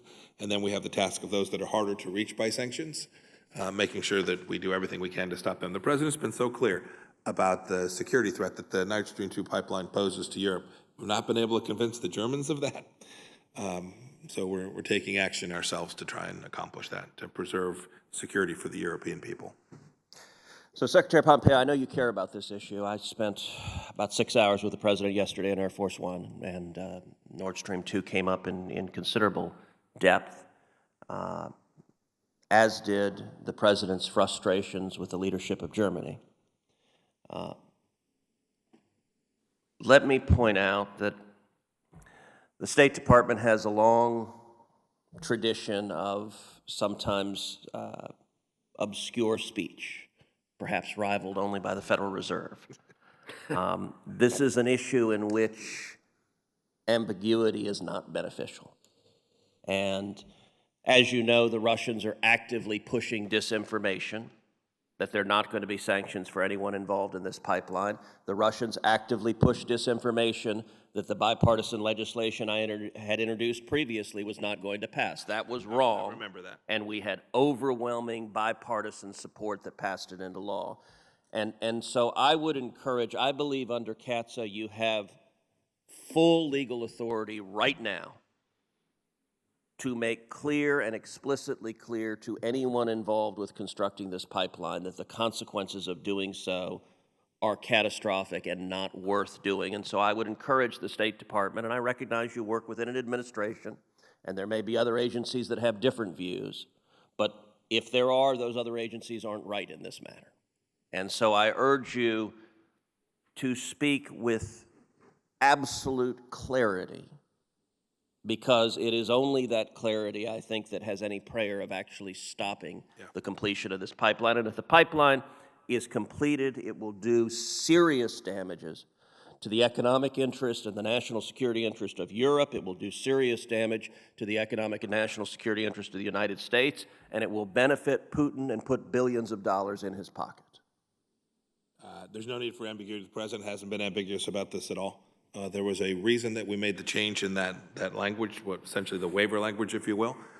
We're fully intent of sanctioning those that violate the provisions that are contained there, both in CATSA and otherwise.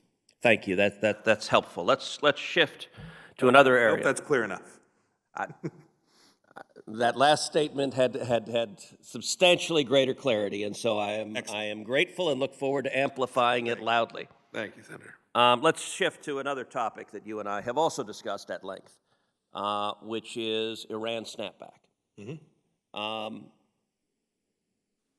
I believe maximum pressure should be maximum pressure, that the Iranian regime, the Ayatollah, when he says death to America, that he means it, that when he says death to Israel, that he means it, under the terms of the Obama-Iran nuclear deal and the UN Security Council resolution implementing it.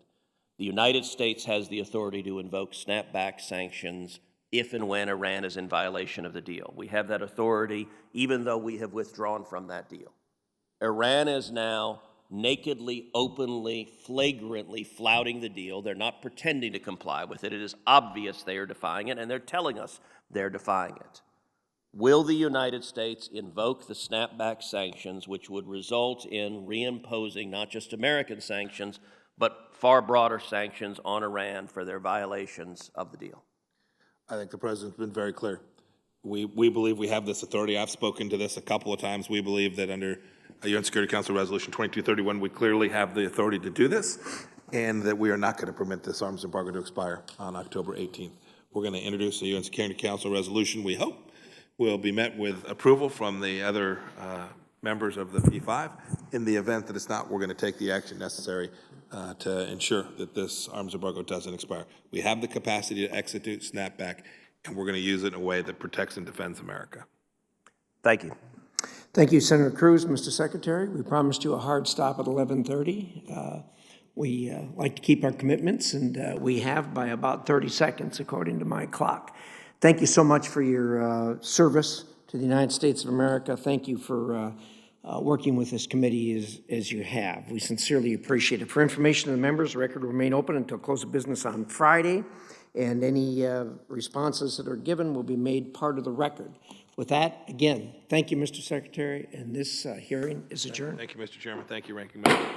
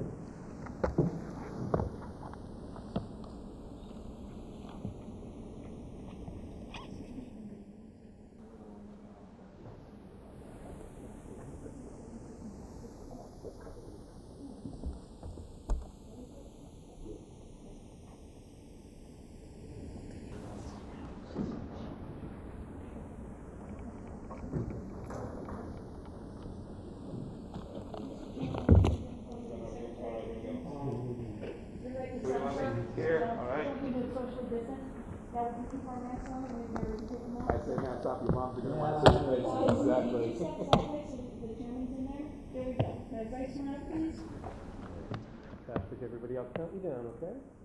3, 2, 1. And again, 3, 2, 1. And last time. 3, 2, 1. Thank you so much. Thanks, everybody. Thank you so much. I hope you all have a good time. Absolutely. We're working for two. Thank you.